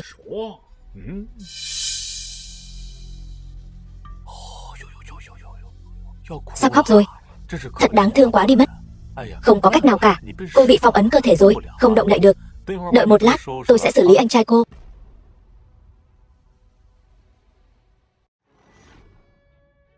Chào mừng quý vị tham gia buổi đấu giá thường niên của Hưng Phong lâu chúng tôi. Tôi là người dẫn chương trình hôm nay. Tôi sẽ giới thiệu cho mọi người các vật phẩm đấu giá hôm nay. Bây giờ xin giới thiệu đến quý vị là vật phẩm đấu giá đầu tiên của chúng tôi hôm nay, Thái Hư Thanh Ngọc Hồ. Giá khởi điểm 300 triệu. 300 triệu. Giá khởi điểm đã là 300 triệu rồi. Thẩm tiểu thư không cần ngạc nhiên, Những người có thể đến hội trường này, không ai không phải là thế gia đại tộc đến tranh bảo vật. Số tiền này đối với ngài mà nói, chẳng phải là hạt cát sao? Nói thì nói vậy, nhưng cái này đắt quá. Dương Tiễn, cho mượn hỏa nhãn kim tinh. Không thể nào. 300 triệu thôi mà làm gì náo loạn thế? Mấy người này chắc không phải là một lũ nhà quê chứ. Ngay cả 300 triệu cũng không lấy ra được. Lúc vừa mới vào cửa còn làm ra vẻ hoành tráng như vậy. Nếu là tôi, đã sớm tìm một góc trốn đi rồi, để khỏi mất mặt. Không phải đâu, Tiểu Mặc, không cần để ý đến bọn họ. Chúng ta không cần phải để ý bọn họ. Huống chi chỉ là một cái bình bình thường thôi. Dùng 300 triệu để mua nó, thật sự hơi đắt. Ý gì vậy? Ý của thiếu chủ chắc là cái Thái Hư Thanh Ngọc Hồ này không xứng với tên gọi nhỉ? Đúng là như vậy. Ngài ở đây là có thể nhìn ra cái bình này thật hay giả. Chỉ là may mắn thôi. Vị tiên sinh này ra giá 400 triệu. Còn ai ra giá cao hơn không? 400 triệu lần thứ nhất, 400 triệu lần thứ hai, 400 triệu lần thứ ba. Chốt. Chúc mừng vị tiên sinh này đã có được Thái Hư Thanh Ngọc Hồ. Tiểu thư đằng kia, tôi thấy cô rất hứng thú với cái này. Nếu cô thích, tôi có thể tặng cho cô. Không cần đâu, cảm ơn. Đừng khách sáo mà. 400 triệu đối với tôi chẳng là gì cả. Cứ coi như kết bạn. Cô ấy nói không cần rồi. Cậu không hiểu sao? Vị mỹ nữ này tính tình nóng nảy thật đấy. Tôi thích. Chúng ta có nên thêm thông tin liên lạc không? Tìm hiểu sâu hơn một chút.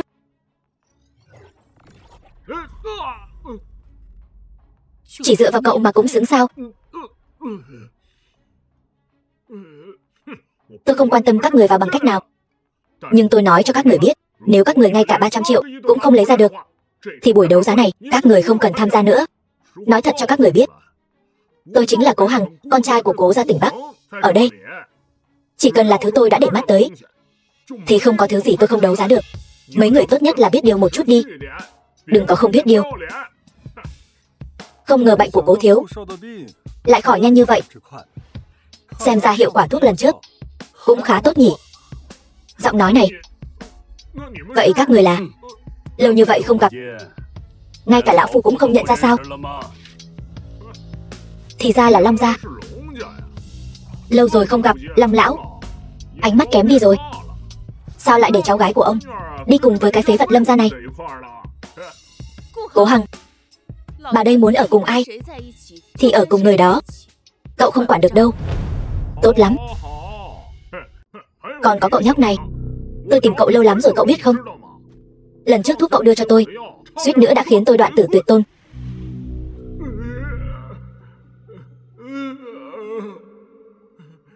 Lâm Viêm, tôi với cậu chưa xong đâu. Mối thù này tôi nhất định sẽ bắt cậu phải trả lại gấp trăm lần. Tôi lại muốn xem thử cậu làm thế nào để báo thù tôi. Tiểu tử thối, cậu tưởng có Long gia chống lưng cho cậu thì cậu có thể đối đầu với tôi sao?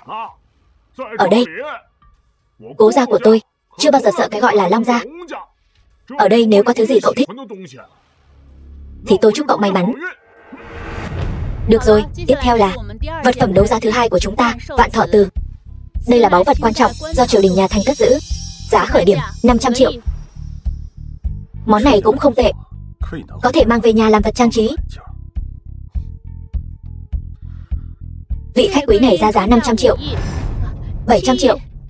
Vị khách quý này lại ra giá 700 triệu. 800 triệu. Hiện tại đã ra giá đến 800 triệu. 1 tỷ. Chốt. Thú vị thật.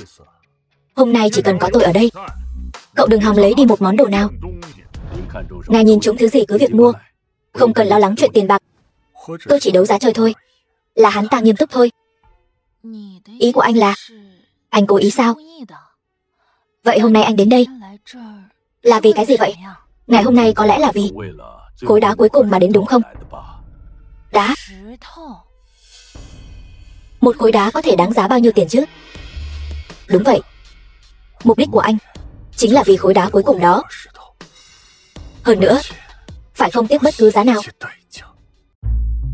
Được rồi, tiếp theo là vật phẩm đấu giá áp chót của buổi đấu giá này. Đây là một bức tranh sơn thủy bị thiếu. Đây chính là một trong hai món cuối cùng được đưa ra trong buổi đấu giá này. Là thứ mà quản sự của chúng tôi tình cờ có được. Vì vậy, chúng tôi cũng theo yêu cầu sẽ không đặt giá khởi điểm. Đã nói là đồ bị lỗi rồi mà. Thế chẳng phải ai mua thì người đó là kẻ ngốc sao? Đúng vậy. Hơn nữa đây là hai món đấu giá cuối cùng của ngày hôm nay. Chẳng có món nào gọi là đỉnh hết. Tôi nghĩ buổi đấu giá hôm nay cũng sẽ kết thúc tại đây. Người kiếm được nhiều nhất hôm nay vẫn là người đó.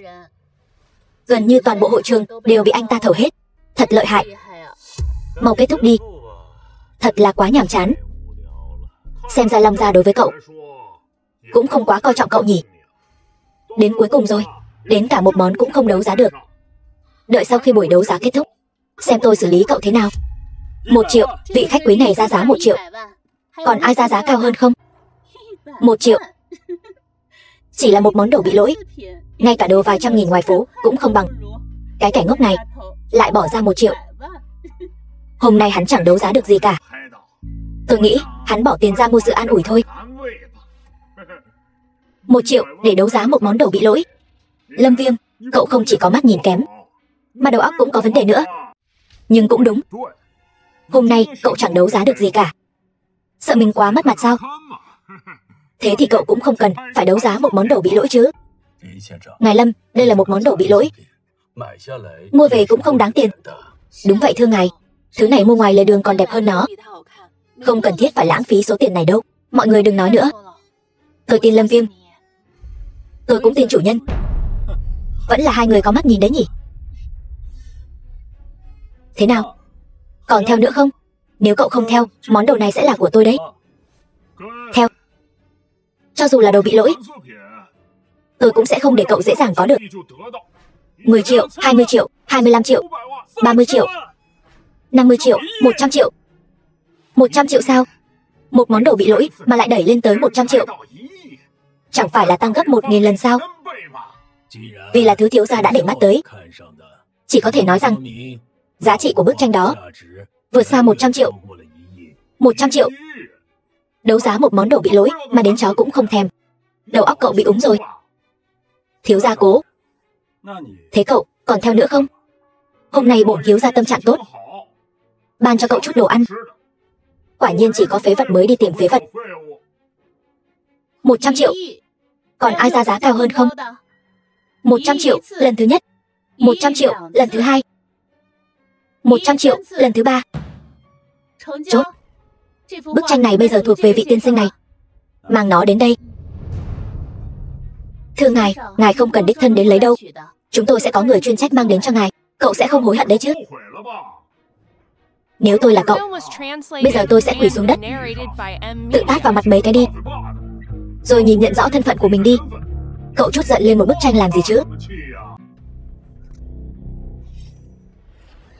Không thể nào.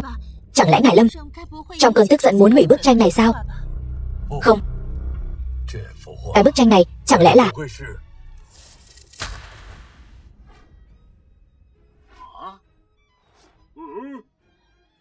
Dưới bức tranh này còn một bức tranh nữa. Tôi biết ngay mà.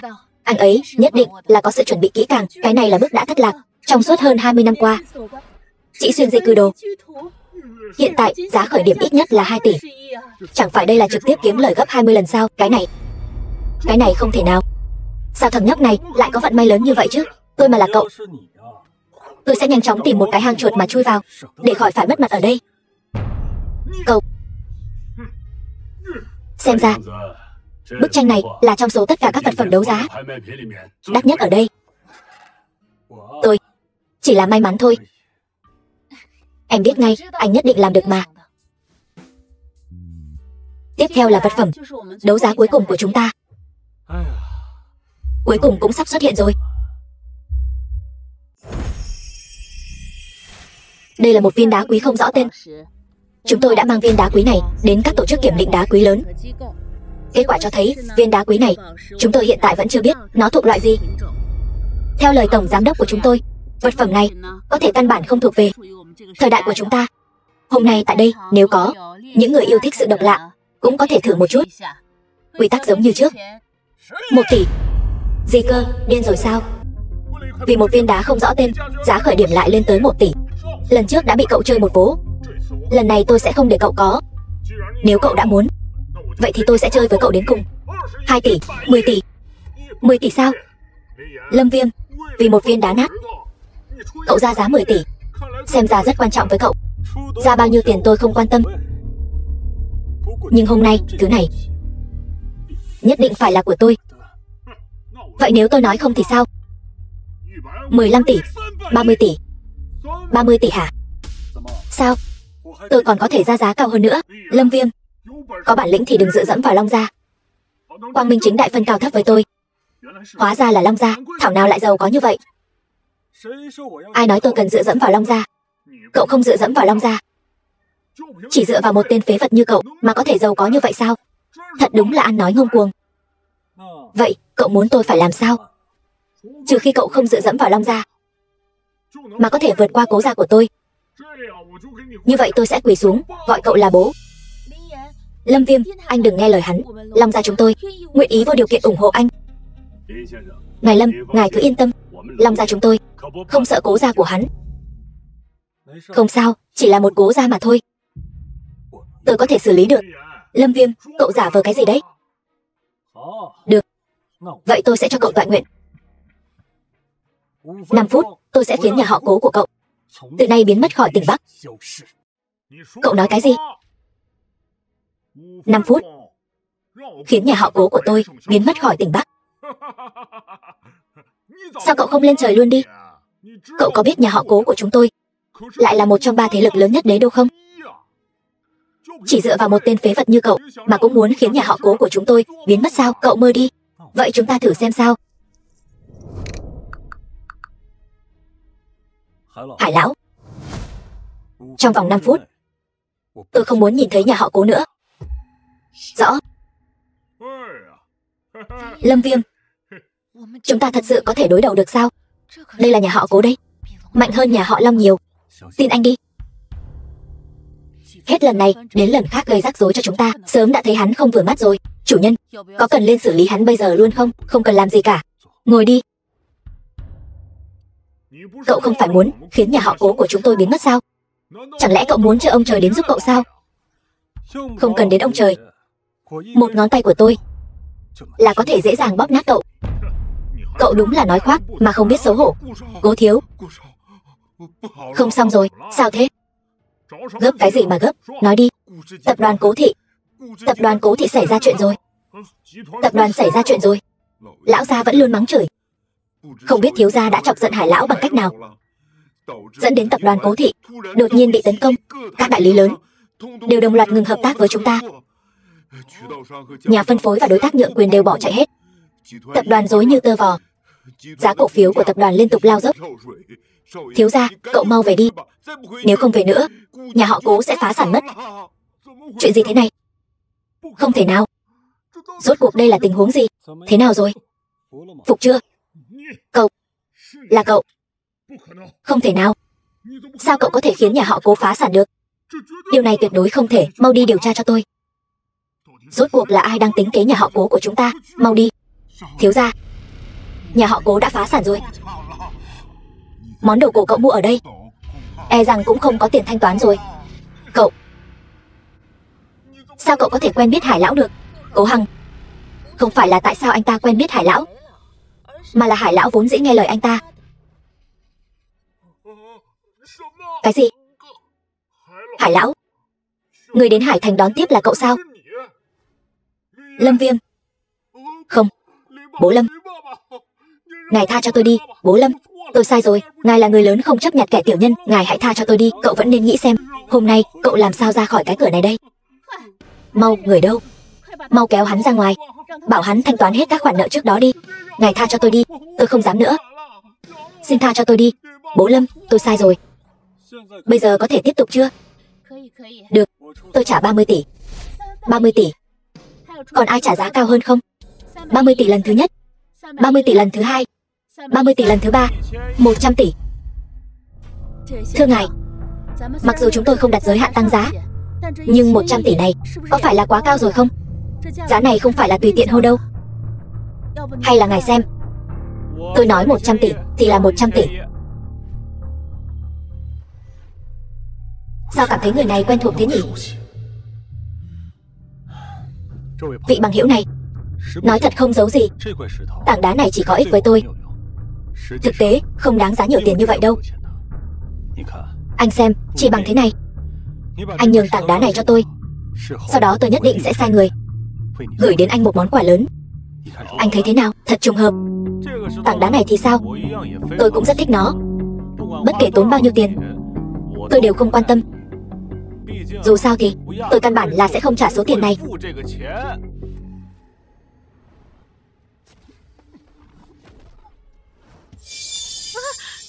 Thanh Liên, lo liệu ổn thỏa ở đây.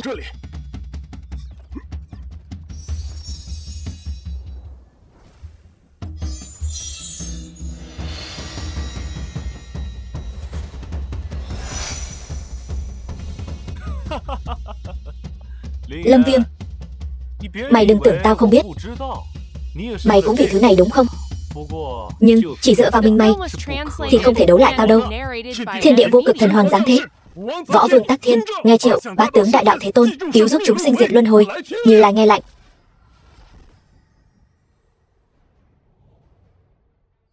Mày, sao mày có thể biết pháp thuật này? Rất bất ngờ đúng không? Xem ra các người đã sớm có chuẩn bị rồi. Giao phong thần lạnh trong tay các người ra, bằng không hôm nay các người đừng hòng rời đi. Giao phong thần lạnh ra, bằng không diệt.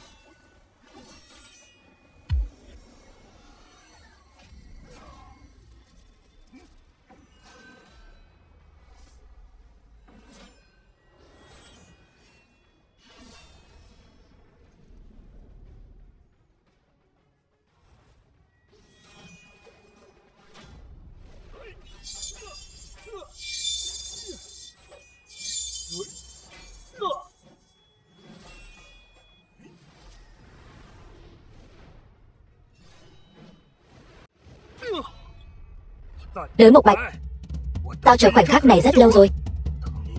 Năm đó mày sát hại cha mẹ tao, bắt em gái tao. Hôm nay là lúc nên giải quyết tất cả rồi. Ai bảo Lâm gia các người cứ không nghe lời khuyên như vậy. Nếu sớm giao em gái mày ra, cũng sẽ không đến mức nhiều người ngã xuống như vậy. Nói đi, em gái tao đâu rồi?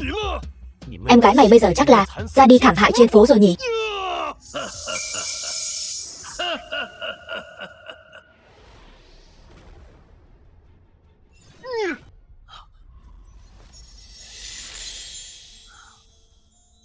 Không ngờ con nhỏ này vẫn còn sống.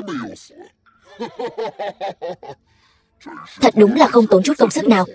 Vẫn là nên lo lắng cho em gái mày trước đi. Lão Đường mà mày quen biết đó đã đi đời từ lâu rồi. Tao chẳng qua chỉ là lợi dụng thân thể của hắn mà thôi. Bây giờ ngươi có thể gọi tao là Minh Hoàng. Minh Hoàng vạn tuế. Minh điện của ta thiên hạ vô địch.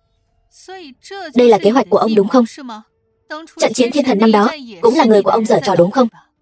Đưa tất cả phong thần lạnh ra, rồi ẩn náu bên cạnh chúng ta, chờ chúng ta gom đủ tất cả phong thần lạnh đó, rồi sau đó ông lại ngồi chờ hưởng ngư ông đắc lợi đúng không?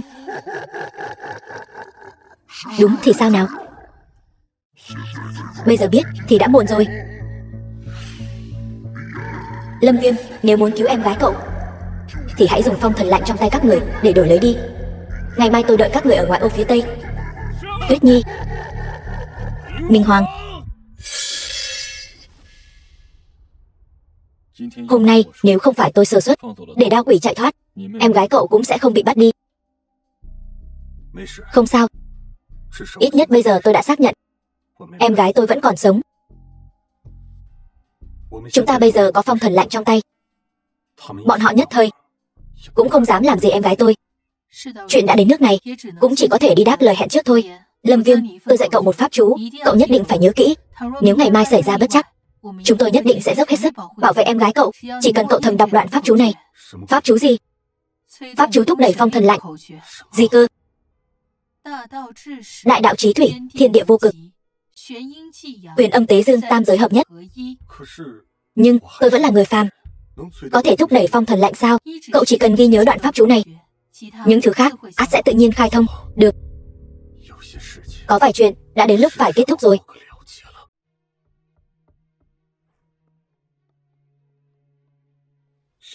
Thẩm Mặc, muộn thế này rồi, sao em còn đến đây? Em hơi lo cho mọi người, nên qua xem sao, có gì giúp được không? Chủ nhân, ngày mai chúng tôi đi cùng ngài. Không được, ngày mai. Long ngữ âm. Ngài Lâm, chuyện xảy ra tôi đều đã nghe nói rồi. Lúc này Long gia chúng tôi đương nhiên sẽ đi theo. Ngày mai tôi cũng muốn giúp ngài một tay. Tôi cũng sẽ có mặt. Ý tốt của mọi người tôi xin nhận đủ, nhưng ngày mai thật sự quá nguy hiểm, tôi không thể đưa mọi người đi cùng. Ngài Lâm, mấy vị này là? Hai người họ đều là thần. Thần? Ý ngài là họ đều là thần tiên sao? Vậy chúng tôi xưng hô với các ngài thế nào đây? Tôi là Tắc Thiên Đại Thánh, Võ Tắc Thiên. Cứ gọi tôi là Như Lai là được. Vậy chẳng phải nói ngài Lâm, ngài cũng là? Không, tôi vẫn là người phàm. Vậy ra thứ mà mọi người vẫn luôn tìm kiếm chính là khối đá kia. Đúng vậy, chúng tôi đi theo Lâm Viêm chính là để tìm kiếm phong thần lạnh này. Phong thần lạnh? Phong thần lạnh là gì vậy? Đó là bảo vật cân bằng tam giới, không thể để người của Minh Điện có được, nếu không tam giới sẽ không còn ngày yên ổn. Vậy càng nên đưa chúng tôi đi chứ. Chúng tôi cũng muốn giống như ngài, góp một phần sức lực để cứu thế giới. Nhưng Lâm Viêm, anh có thần tiên đi cùng mà, còn sợ không bảo vệ được hai chúng tôi sao?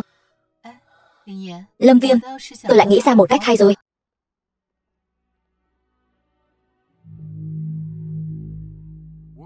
Tôi đến rồi. Mau giao em gái tôi ra đây. Muốn tìm em gái cậu? Không thành vấn đề. Trước tiên hãy hoàn thành giao dịch giữa chúng ta. Phong thần lạnh ở đây. Muốn thì ông hãy thả em gái tôi ra trước. Cậu không có tư cách ra điều kiện với tôi. Làm theo lời Minh Hoàng nói, nếu không thì tao sẽ bóp ngạt em gái mày. Tuyết Nhi, anh đừng lo cho em, ngoan ngoãn đi. Được, tôi đưa cho ông. Ông qua đây lấy. Đừng tưởng tôi không biết cậu đang nghĩ gì. Hai vị thượng thần kia lúc này đã mai phục bên cạnh cậu rồi phải không? Chỉ cần tôi qua đó lấy, sẽ bị bọn họ đánh lén. Lâm Viêm, cậu muốn tính kế tôi sao? Còn non lắm. Vậy ông muốn thế nào? Bảo bọn họ mang qua đây. Ông đừng quá đáng. Nếu như hai người họ qua đó lại bị ông bắt làm con tin thì sao? Cậu đương nhiên có thể từ chối, chỉ là cái giá phải trả sẽ do em gái cậu gánh chịu. Được, tôi đưa.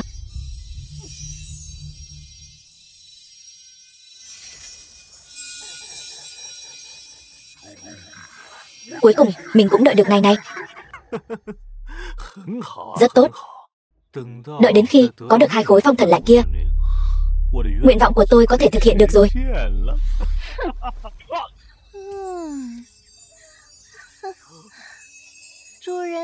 Nguyện vọng của chủ nhân quả thực sắp thành hiện thực rồi. Tại sao? Đúng vậy, bởi vì ông cũng là vật phẩm cần thiết để chủ nhân thực hiện giấc mơ. Chủ nhân, khối phong thần lạnh thứ 7 của chủ nhân. Tiểu Đát Kỷ không phụ lòng giao phó.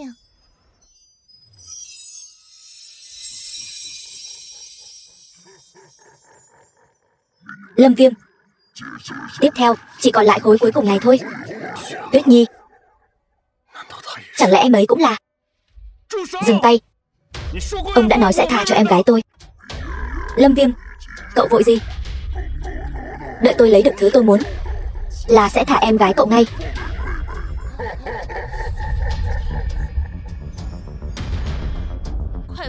Mau giao phong thần lạnh ra đây. Chỉ bằng mấy tên rác rưởi các người cũng xứng sao? Đát Kỷ còn không ra tay. Ra tay. Quả thực là tự tìm hố chôn. Vậy sao? Vậy thử xem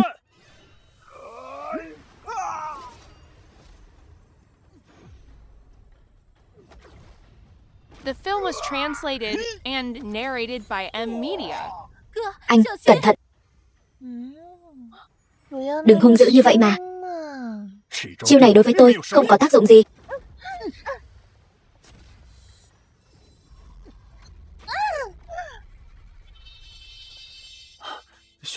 Tuyết Nhi, em không sao thật là tốt quá.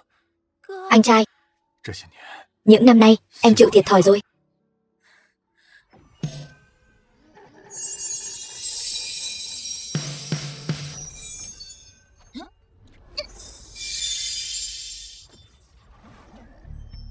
Nhận thua đi, mau giao phong thần lạnh ra đây. Ông đã không còn cơ hội nữa rồi. Nhận thua, còn quá sớm đấy.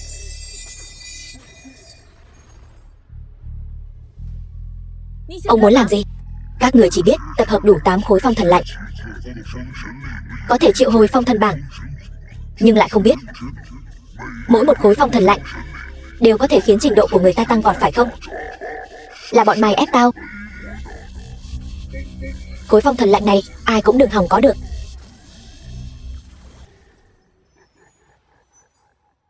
Cho dù không có phong thần bảng, bây giờ tao cũng vô địch thiên hạ rồi.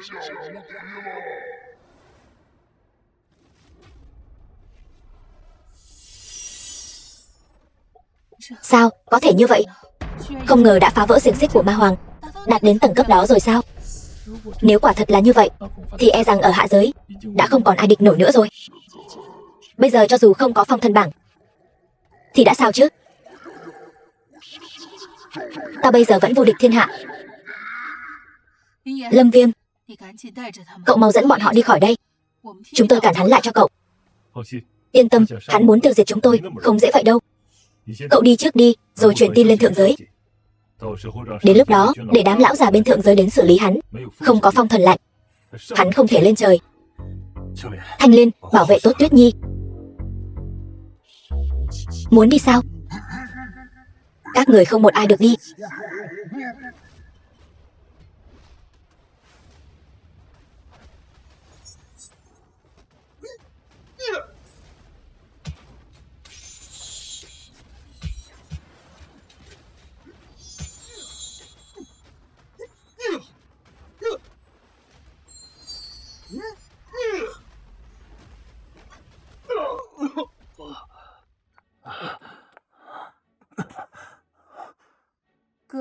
Anh trai, thực ra phong thần lạnh không thể nào dễ dàng bị hủy diệt như vậy. Chỉ cần có bất kỳ một mảnh phong thần lạnh nào có thể đánh thức chúng là được rồi. Thực ra có một chuyện em vẫn chưa nói cho anh biết. Thực ra em là do phong thần lạnh hóa thành. Năm đó đa tạ mọi người đã thu nhận em và đã cho em rất nhiều hồi ức tươi đẹp. Tuyết Nhi, chẳng lẽ em muốn ban đầu chính là vì em hại anh Viêm nhà tan cửa nát? Bây giờ hung thủ ngay trước mặt, cho dù chúng ta bỏ chạy vẫn sẽ bị bắt trở lại. Lần này để em bảo vệ anh, được không? Cái gì? Phong thần bảng vậy mà đã khôi phục rồi. Đúng là trời giúp mình mà.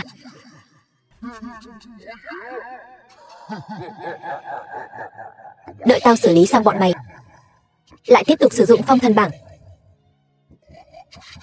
tao sẽ chính là vô địch thiên hạ thật sự.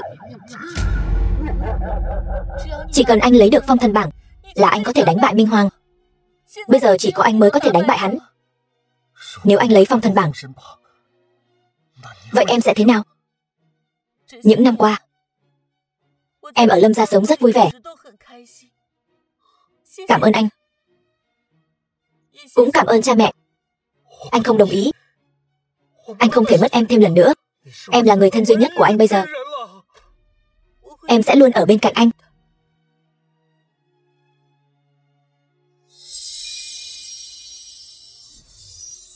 Không, đừng mà. Được rồi, Lâm Viêm, tụi mày đã bại trận rồi. Chỉ cần mày giao phong thần lạnh ra, tao sẽ xem xét cho các người ra đi một cách thoải mái. Tao nhất định sẽ khiến mày phải trả giá. Đại đạo chí thủy, thiên địa vô cực, huyền âm tế dương, tam giới hợp nhất. Không hay rồi. Mày, sao mày lại biết cái này? Tội nghiệp mày đã phạm quá nặng. Hủy Lâm gia, làm hại nhân gian. Chờ đợi mày chỉ có một kết quả cuối cùng. Đó chính là sự hủy diệt dành cho mày. Tiểu tử thối, chỉ dựa vào mày mà cũng muốn đánh bại tao sao? Có bản lĩnh thì quang minh chính đại đánh một trận với tao. Chúng thần tam giới nghe lệnh. Chu ma quần vũ, loạn thần chi tranh. Sát.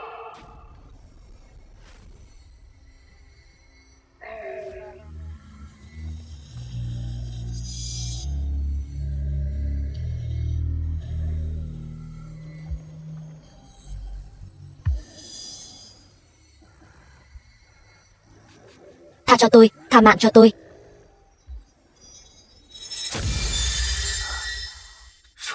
Cuối cùng cũng kết thúc rồi.